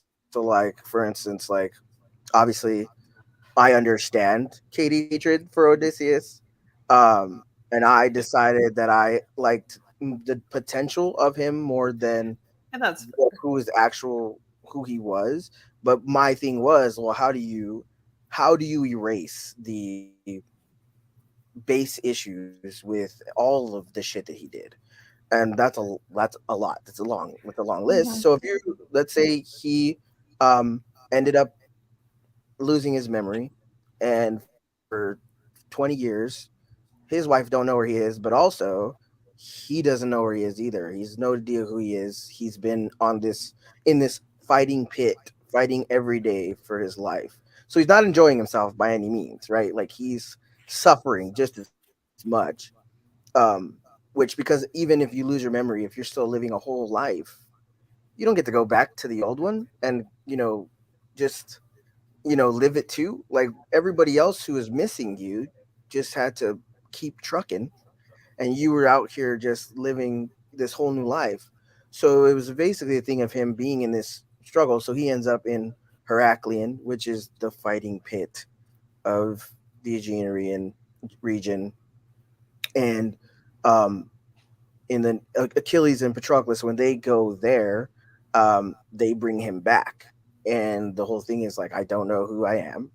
But luckily, Hades has a whole file of missing people that Zeus made go missing. And he's trying to get them all back home. And Odysseus happens to be one of them. So it's just that thing of like, what what part of what can you take from these stories that will a still translate well in a contemporary setting, but also that isn't so vile, or something that you completely can't. Because if you retold like some of these stories, base for base, there are going to people be like, this, what the fuck is this? I don't want this. okay, but like, so you said something just now that makes me, I'm very like, so like, I, if your series is like the gods types are fundamentally good people, mine's the exact opposite, that they're fundamentally awful. Like it's, that's so interesting because like even the ones that are good are not particular. I mean, Apollo's probably the best of the bunch, but Yeah, like the rest of them are like, no, they're like, oh, power, we need power, we're going to do terrible things to keep this power, and maybe our end goal is a good thing, like we're trying to protect the people of Olympus, but ultimately it's to keep our power by protecting Olympus. And so that's very interesting, like that just difference of approach. I think too. And like, well, for like Hades and Persephone, um going forward, I did like, I want to make the gods coming up more messy. But I think my issue was that when I started writing Drag Me Up, I was very much influenced by this narrative in traditional publishing. Not I didn't realize that the two were different until I actually got into publishing, obviously. But this narrative that black characters can't be messy, queer characters can't be messy, they can't be villainous, they can't be this and that. So you really have to make them perfect because we're not allowed that grace. Um, so I was very much like, okay, well, they can't be bad people, because in reality, I would have made Hades worse than he was. To everybody else except for his family. So, but after that, like going forward, I've now, because like Athena is fucking messy. Like she is by no means a hero, by no means a villain, but she's definitely at Hades' throat by the end of the book. Like, you should have killed that motherfucker when you had the chance. I won't make the same mistake you did. And she tells him, she's like, and this is a spoiler, but not really. She basically looks at Hades in his eyes. If Dionysus ever gets hurt again because you couldn't kill him, could kill Zeus, I'm going to come back for you. I'm going to come back for you and everybody who allowed you not to kill him the second time. So it's very much like she didn't care. Like, and What, that's having Hades, allowing. your Hades be soft, well, I mean my Hades is pretty fucking soft too, but like having that soft point to start the series though, but now that gives you so much like material to work Right, with like that kind of thing, so that's like, which is that's what I'm for now. But like at the time, I definitely would have been like, oh, he cares about his family. Because yeah, now we have to have that conversation, because otherwise you have to decide, well, why didn't he kill Hades? I mean, why didn't he kill Zeus? Zeus nearly, I mean, he kills more people, and he nearly kills Dionysus twice. Like, well, I would have killed him 100%. I would have killed him. Yep. So Athena is very much of the mind that I'm gonna murder him. Oh, sorry, Shay. I forgot that you had And, anywhere. I know, I was like, spoilers left and right. Sorry. but here's the thing, though. It's still very satisfying, even if you haven't read it yet. Once you get there, it's very satisfying because when I got there, I don't think this is a spoiler, but throughout Let Me In, Athena has this struggle, like this inner struggle of I can't be who he made me into, but also I have to be who he made me because that's the only way. Like she doesn't know which end of the spectrum to be on. And so when she reaches that point for me, it was like, okay, girl, you coming into this power like you know who the fuck you are. All right, no Mhm. games, that's it. It was very Yeah, satisfying. and I think that I loved writing her so much, because I am damn sure I am 100% that person that's always like, why did he killed hundreds of people? Why didn't you kill him? Like, what the fuck are you Mhm. doing? Oh, I don't want to stoop to that level. You just did, because now you've left him alive, and all that Mhm. blood is on your hands. So Yep. having that storyline and being able to be like, nah, fuck all this. Like, fuck all this. Like, kill him. Um, I think Athena, and that's very much her journey, is I don't want to be like Zeus, but in order to save the people I need to save, I need to be like him. Hades isn't like him. He left him, he let him go. Now we're in this predicament again. I don't want to be in this predicament again. I've seen Dionysus in the hospital twice now in a matter of months. I'm not doing this forever. So if I want to keep him safe, I just gotta be who I gotta be that bitch. Like that's what has to happen. And I think her being able to say that and realizing also that she can still love him and not have to, and that was the whole thing, was like I don't have to um come up with a different reasoning for my morals to love him. Dionysus don't fucking care. Like this man don't care. He loves you regardless. Like you could have killed somebody in front of him, and well, actually, I, just kidding. Yeah, Like, yeah. you could have killed somebody in front of him, and he still would have been like, "Wow, you did that? Oh wow. Go get a drink." you did such a good Like, job. you know Oh what I my mean? god. Man don't care. Like, it's like he loves you. That's it. His morality is very much a wishy washy thing of, That's the I best just want though. to love my girlfriend. That's it. I don't care. Like, Athena's over here worried. Like, what the fuck are you worried about? Like, you know what I mean? So, but yeah, it's definitely going forward. I feel like it's a lot more. It's a lot messier. Yeah. Dionysus was very messy. Not in the war way, but in the just the chaos of being a fuck boy Uh, sometimes way. you know my thoughts on that. Grow from that. But there was definitely a lot of instances where they were really messy, this book. So I think maybe I caught up and was really rebelling against that narrative of like queer characters can't be messy. Um, so that happened in this book, and black characters. So next book is really fucking messy. Achilles is a fuck boy in every instance of his existence. Like you can't Yes. erase that in any sense. But like if he wasn't Why a would fuck you boy, want to? He's such like a lovable fuck boy, exactly. even when he's being So a god awful dick. Like you're just like, listen, you're self aware. yeah, It's it's like that. fine. It's fine. It's that exactly. As long as he knows what he's doing, it's okay. Mhm. Like you know what I mean? So yeah, like he's definitely that, and in him being also queer, and Patroclus too.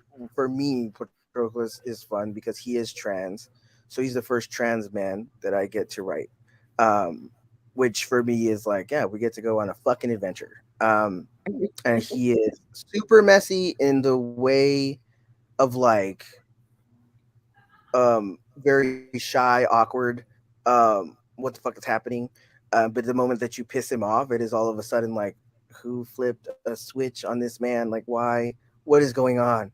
So, yeah, it definitely gets more fun as it goes. But I do like the like having it be a little darker and having be a more morally gray stance, because at the end of the day, like if a war occurs in the series, which it does, you can't really be all the way good and all the way bad. Like there's no If you do, way to you're do gonna that. lose. You're gonna Yeah, Mhm. lose. exactly. Badly, and a lot of people are gonna die. And then what was the point?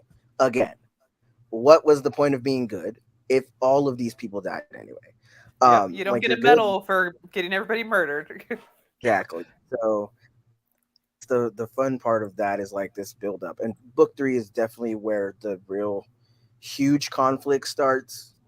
Book 2 kind of, but it's like you're so close to coming up to it seems like a very small thing that happens in book 2, and it turns out it's a much bigger thing. So it becomes much bigger in book 3, and then we go forth and everything gets messier and messier as we go along. So Would you say uh that book three is the point where it's harder to read them as standalones, or like after book three? yeah, yeah, I would say book 2 and book 3 to be read. Like book 2 definitely needs to be read before book 3, and Mhm. after book 3, the next one. So this is first people's information. Everybody who's here right now gets this information first. Um, I book 4, which was Achilles and Patroclus, may or may not either get moved to book 6, or there'll be a book after Achilles and Patroclus that wasn't originally scheduled. Which is Hector and Andromache, and Hector is a trans man. Andromache is a woman that he has to save. This story has definitely evolved, even since I talked to you, Katie, about it first. But she's pregnant. He wants to be a father, so he's been trying to get a surrogate, because he's kind of given up on the whole find a wife first thing, which I can relate.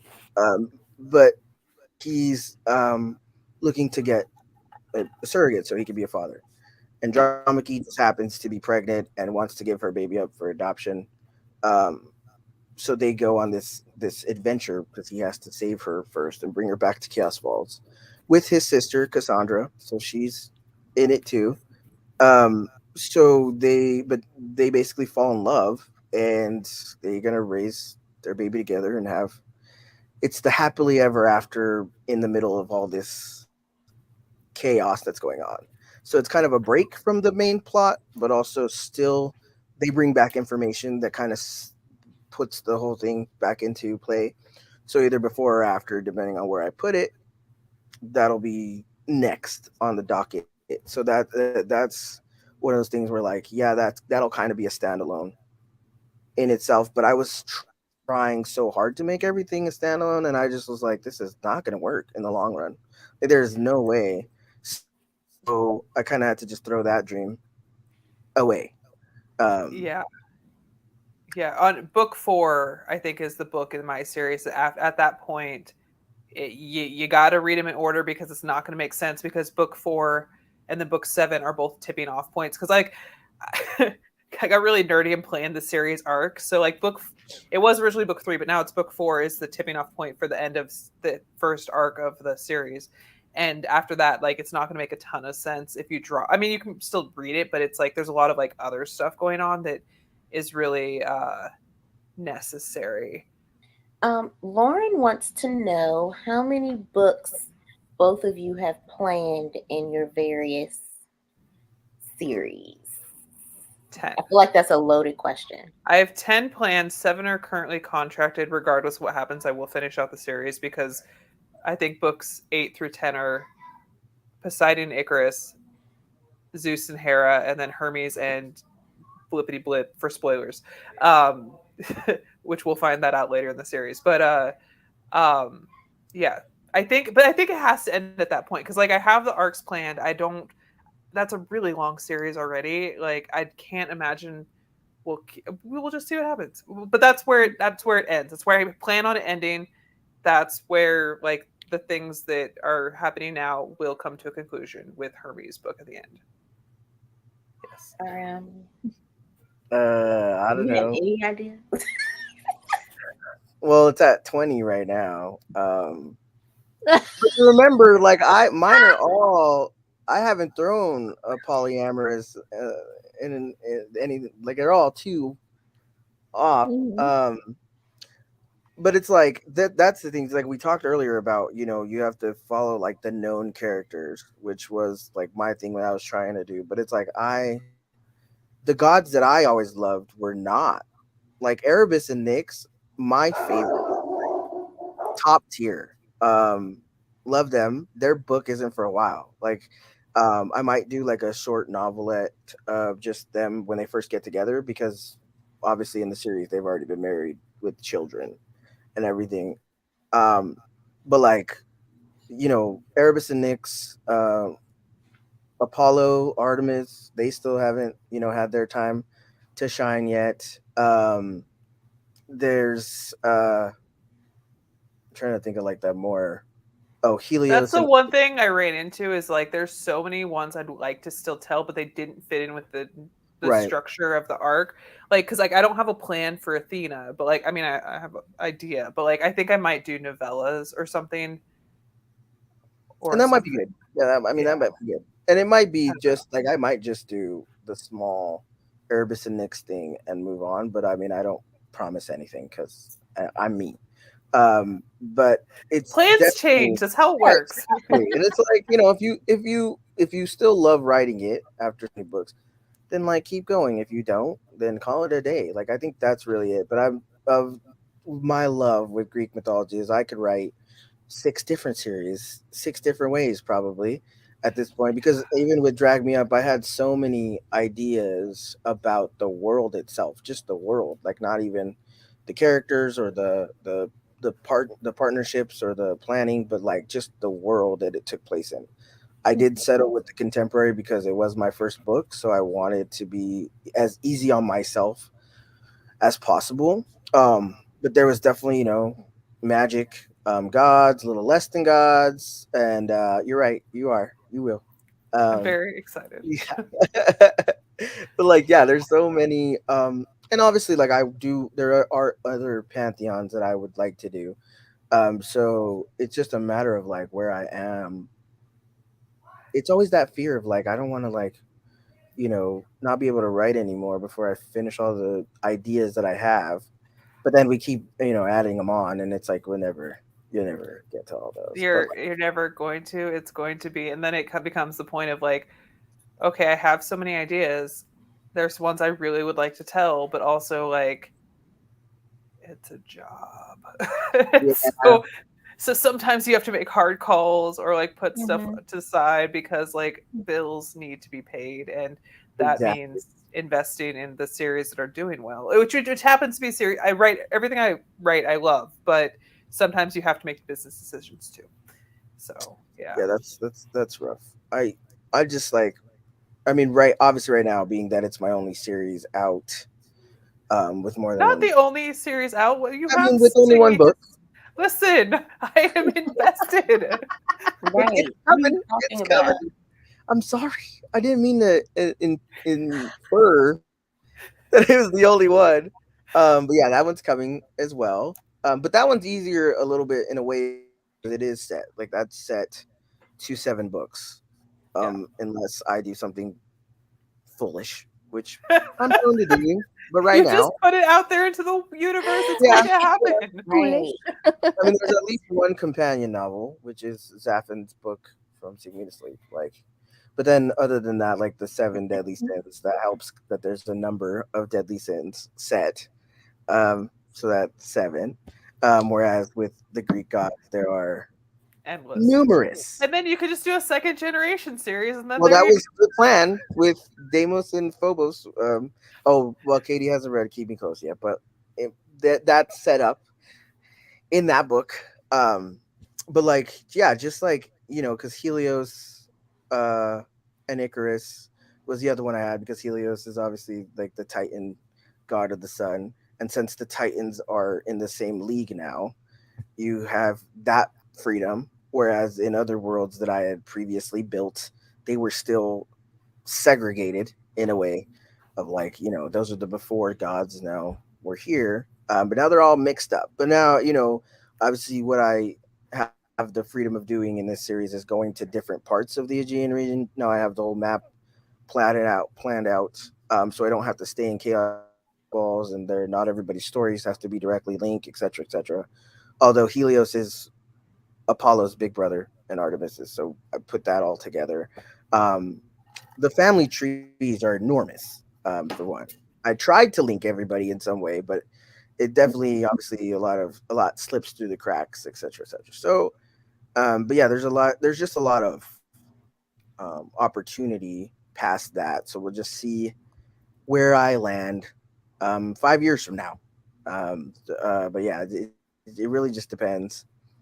But yeah, series of sacrilegious events will be out this year. The first official book of the 7 book series, and then probably the companion novel at some point as well, because that one's already kind of taken a mind of its own, if you will. Um, but yeah, That's fun. just part of your process. Really and truly, I just let it happen because I have no control really over anything. I have one last question for myself, which is kind of selfish. I think I've already asked RM this, and he gave me a half-ass answer, which is fine. It's fine. Um, my favorite Greek goddess has always been Artemis. Am I gonna see her? Katie's face looks like, girl, I'm so sorry, but I it's not in the main series. I would like to, like I said, I since I did this Medusa novella, I think I might just like pick up some of the ones that I missed with, because like we've talked about, there's the pantheon is so expansive, and even with the 13, like I couldn't figure out a way to make it. It would have to be more than 13 books, because a couple of them have people that aren't in the 13, and so yeah, I would like to Artemis and Atalanta, um just because like Atlanta's in the 3rd book, and like I just have this habit of writing these characters that steal scenes, and I'm like, oh, but I want you to win too, and you can't win because it's not part of the story, and then you'd be the main character. But like she works for Artemis, and so like I think that would be a really great like novella if I get some time. So I would like to. I really feel like my homegirl got the short end of the stick by being like the maiden goddess, and I don't see that for her. She out here, Maiden with her gal pals. right? Like, oh, that's what we're calling it, okay? And Because that's I'm what pretty sure somebody is sitting on somebody's face, but whatever. That's all I'm saying. Listen, they did a lot of bathing. They were always bathing, always Mhm. naked. So and I I'd think like to see it. yes, she will be in the series. I think my thing was just like when I first um had that. Well, I gave her Danae Guerrera's face, which I can't not give her a happy ending. You know what I mean? But also, like, I felt like there was very much an expectation of what an Artemis retelling had to look like, and I felt very pressured on that front. Um, so I didn't want to force it and it be trash, one, or just like trash fan service, if you will. I didn't want to force it. But now that I've kind of broken away from that feeling of I need to do what somebody else tells me to do with my own writing, um, I've decided that, yeah, like, because I love Artemis a whole lot.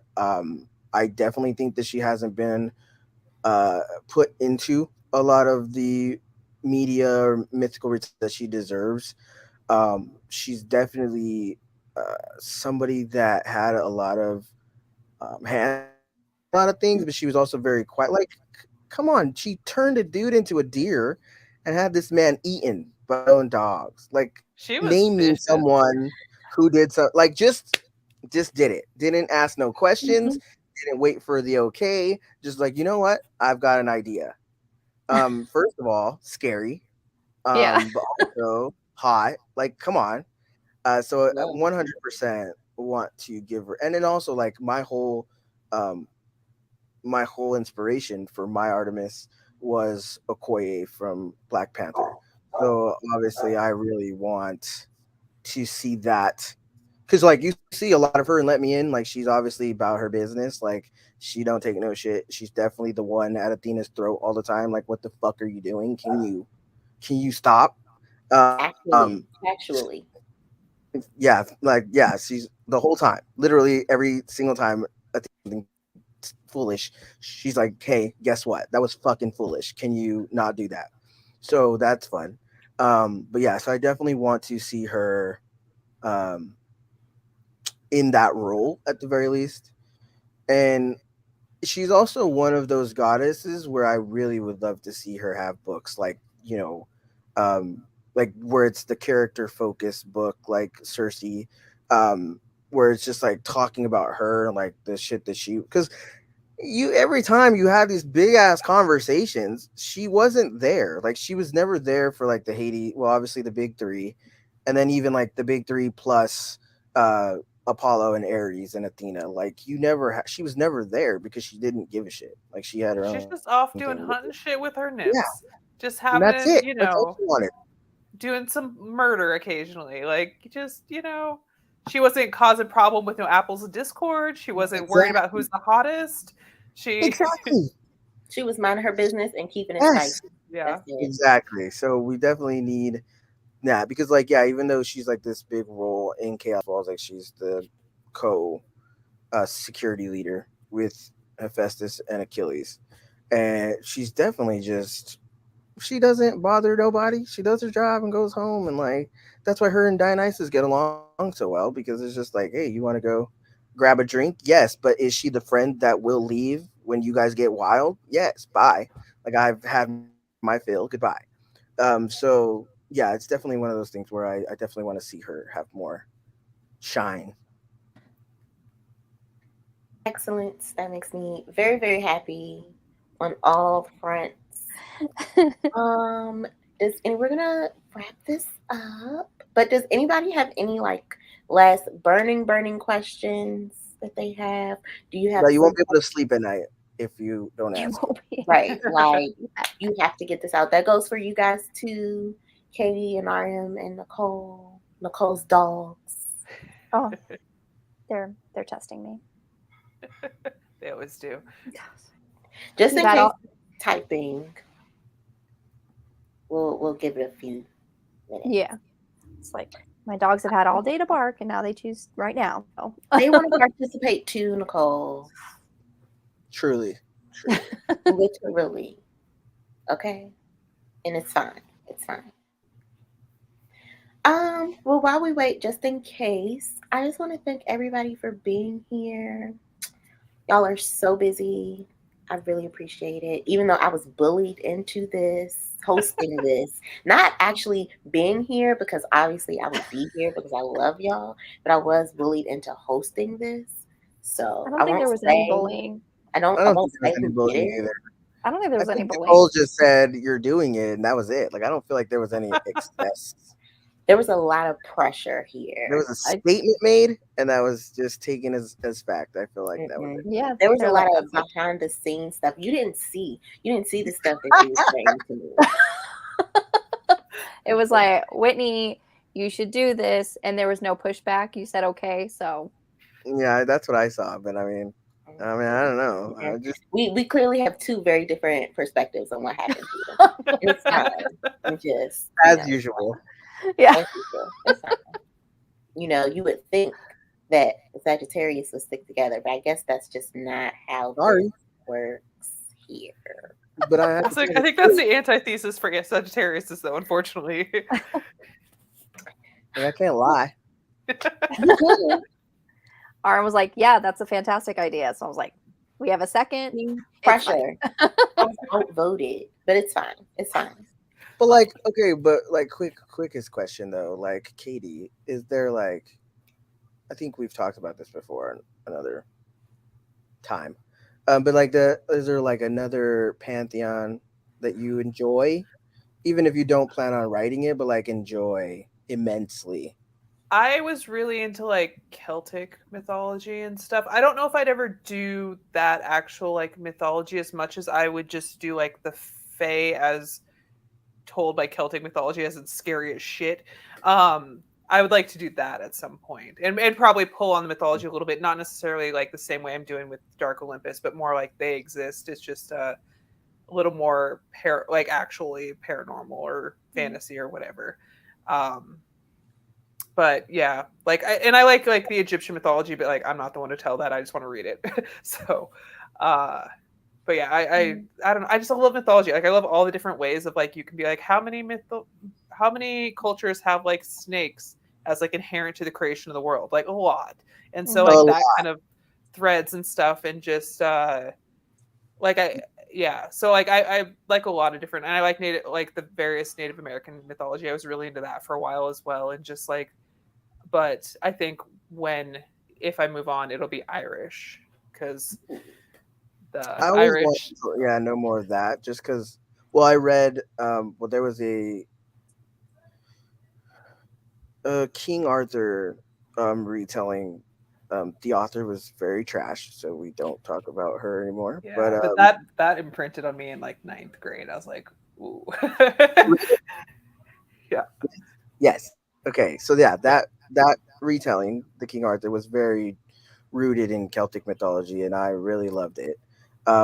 So that was really one thing. Like, if I did do anything with it, it would just be in the King Arthur retelling that I already had planned, as opposed to like the whole thing. But yeah, it was that was really what imprinted on me was through that story, and just like the face off between like the Druids and the Christians in that yeah. thing. Well, and just like the how the waves of like of it mimics kind of the Titans and the gods and stuff in Greek Yes. mythology and stuff, and that always interested me. I in junior high I did a lot of like I'm gonna tell a Irish fantasy, and you know someday I will. So Yes, yes, and I definitely, obviously will eventually write Egyptian myth, so that it's one, black for once. Two, there's always like Osiris for me was always because I mean it probably wasn't what it was meant to be, but for me he was always a trans icon after he got put back together without his genitals. So I was like, this is my guy. I imprint on this man.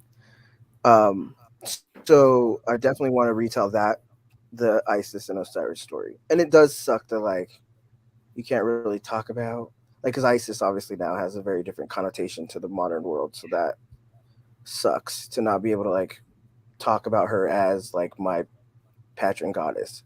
Um, but yeah, I definitely want to do again a book about just her, like her book, just because I feel like she deserved that, and all the female pharaohs as well. Um, I really love that. And then like yeah, but like snakes as the beginning, a lot. We were just a talking lot. about this weekend. We went to go see my the indigenous side of my family, and they were talking about Aztec myth, and of course, she was a woman with snakes, two snakes per head. So it was very that's a lot. Um, Mhm. which is like I'm so scared of snakes in like the real world, but snakes as symbols, love it, Mhm. love it. Give it to me always. Yeah, yeah. It's very I mean, I could go on about it. We don't have to, but yeah, but yeah, Yeah, I love like snakes is like the beginning and a lot of endings as well in like myth, like the Ragnarok, like stuff and like all that. So yeah, I'm reading the chat. um, yeah. I will do Norse mythology. Probably not Roman mythology because I always well, yeah, feel like because it has just to be Greek Greek. versus Roman, and I'm Greek all the way. So Yeah, I agree. yeah, it's definitely a thing. Um, yeah. Norse has got some good stuff though. Like, Mhm. I'm so excited Mhm. for the new God of War game. Like you have no idea. Like, and the fact that they did make Angerboda black. Like yes, I'm ready. I'm prepared. I'm so excited about it. But yeah, I've also been playing Assassin's Creed Valhalla, which Norse mythology. That made me so happy. Like I love that game so much. I know a lot of like hardcore Assassin's Creed people don't, but that's the first Assassin's Creed I Yeah. actually played all the way through to the end, and like just I don't, and I get it. Like they're because they say like, well, it's not the same. Well, no, that's what progression is called. Like that's what happens when you but the progress and evolve. storytelling was so good, and like Yes, the it little Easter was. eggs and stuff in it, and being like, "That's where Easter came from." Like, fuck yeah, that's Oh cool. yeah, yeah, yeah, Mhm. yeah. I love the It whole. just, Yeah, it was so yeah, good. it was. Oh, it was just such a satisfying game on like so many different levels that my friend and I like buddy played it together and like would check in with each other and stuff. It was great. I finished it in like a week and a half. I definitely shouldn't have been playing it as much as I was. It was like 16-hour days, but I regret nothing. No. And then they just came out with Dawn of Ragnarok, which continues the Norse myth part of the game. I'm Oh, replaying it before I do that, but definitely a great time. Like it's so because the Norse myth parts amazing. Like yeah. it's Mhm. amazing. So having them and God of War do that in about the same time, I know a lot of people were like, "Well, but it's that thing of like nobody's complaining. If I played this game, I'm gonna want a game most like it, and you did that for me. Thank you." When that's the thing with even with books, it's like, yes, I want the same but slightly different. Like give me Mhm. if I Yes. enjoyed this, I want the same but slightly different. That's Yeah. not Yeah. that's a feature, not a bug. Give it to me so I can read all of them. And it's also like, yeah, we are each other's greatest allies because I am very bad at like, especially like being ADHD and hyperfixating on something, and then you just want that thing, Yeah. and I Mhm. don't have any more of that. Like, what the fuck am I supposed to do? What I am Yeah. I don't gonna do? Mhm. know. Right. Like, yeah, no, I need the same but different. And right now, that's why I'm like on this marathon binge reading right now because I needed the same but different. Exactly. And I've been in a book slump because I don't know what I need right now. I have no idea. I Um, have like authors that I like keep in my pocket, even though they're my favorite authors. That like Rebecca Weatherspoon's one of them, where I have like 3 or 4 of her books that I haven't read yet that I bought and I have them waiting because when I hit a slump, I know that she is somebody I can land with, Mhm. and so I've like a few authors like that. They like one of them will hit the spot, which I just ran into because I read like 3 really excellent fantasies back to back, and I wanted a monstrous lady because I read Only a Monster, which is YA, and the heroine's a monster, and like it has one of the best endings that I've read in YA recently because a lot of times they like it's like we're leaning into like we could go this way, like this really intense way, but we're not gonna because like they sort of shy away and take the safer bet. But she had the Mhm. fucking audacity and went hard for it, and so I'm like, okay, I don't want to like an actual monster, but like I want to read like a monster. So I'm reading like Sophie Lark because it's dark romance with rose Mhm. tinted, like the rose tinted, because I don't want dark romance where everybody's actually awful people. They just have to be awful in like creative ways. Um, so that's what I'm yeah, doing. yeah. Well, Well, I have a question real quick. I know I said that 20 minutes ago. But wait, because I completely forgot. I'm so sorry. But I wanted to know, Katie, though. So in the Wicked Villain series, is there one ship that if you had the content, like if you had the idea base that you could write forever? Because I think I've been thinking about that too, where it's like Hephaestus and Aphrodite are that for me. But if like you had the world, the limit, unlimited access to that. It'd be Beauty and the Beast. Absolutely. I do it over like the Dragon's Bride is Beauty and the Beast. Aphrodite, like the sixth, no fifth. I don't know what number I'm on. Whatever the Dark Olympus book I'm about to write with Aphrodite and Hephaestus is kind of Beauty and the Beast in that like, but who's the beauty, who's the beast? But like that because that telling has so many interesting components that you could do so much stuff with, and I it just like love it. I love it on every level and I want to retell it in 47,000 different ways and I think I've written at least like 10 Beauty and the Beast books probably. So yeah, that's the one that I circle back to again and again because it's like forced Mhm. proximity. It's like so who's monstrous, who's not. maybe you can be monsters together. Maybe you're not as monstrous as you think you are. Like there's layers like an onion. I love But like it. the couple itself, like if you just could Oh. tell about their lives for Oh. 17 books and it didn't matter if it's sold, like if you could just write their lives in full. Probably just just Beast. Probably Yeah. Beast and Gaten and Isabel, just because I've actually they've been voted the most times on my Patreon for check-ins, which is why their hardcover is a little chunky. Because people just want to see like what's going on in their lives and stuff. And like and that's why and because their book is so condensed in timeline, and even though they have all that history, like it's like, okay, but like what's it look like when they're together? And it's just this lovely, like kind of complicated but like really delightful polyamorous relationship. Plus I love her family. Her sisters are like some of the favorite side characters I've ever written, and I gave them spouses solely so I wouldn't be tempted to like write their stories, and I still want to write their stories. So like the middle sister that is like has one of the shorts is her short too. So but yeah, I could write about that family like forever. That's fair. Yeah, I love that. I really love that. I think I felt the same way about Penelope's sister because I love her so much, and I should have given her a full family. I thought you were about to say I should have given her a book, and if you had said you were not giving her sister a book, we were actually going to fight on live. Okay. Well, I guess I won't tell you right now. Excuse me. Well, time to wrap it up. You know what? We're gonna have words. Woo! Anyway. Yeah, no, she's getting a book. She's good. Okay. I thought so. That's what I thought.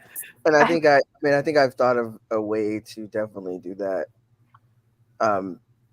In a way that's still attached to the series, ingrained in the series, and so that I can keep her around. Katie knows half of it, but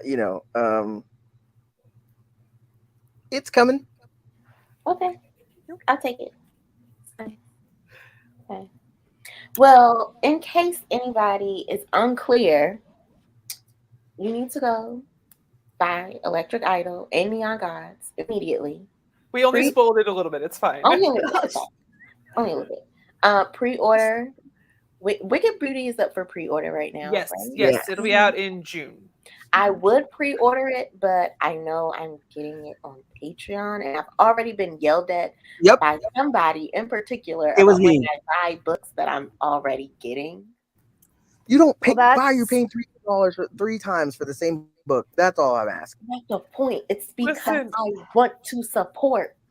I do this. Well, that is also what I do. So just to piggy off that, I'm going to be picking a random comment or two in the live chat today and giving away some books by R.M. Bridges and Katee Robert. So since I have multiple copies, I'm going to be giving them away. I only have the one for Katee, so I'll be buying the first one to send so you guys can have both of them. So but yeah, I'll just going to be picking a random comment. If you already have the books and you want to pass your win along, you can totally do that.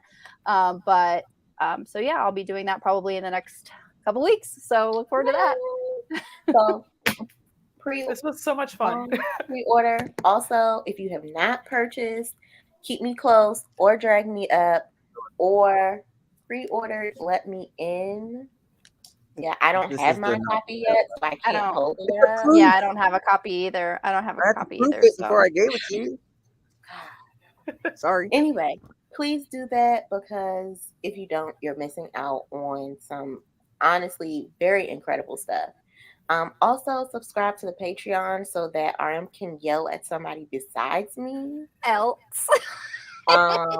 also because Katie and RM deserve all of the things.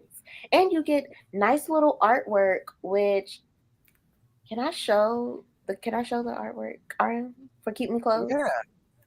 I don't know. Like, you get nice little things like this. Katie also provides lovely artwork. I don't know.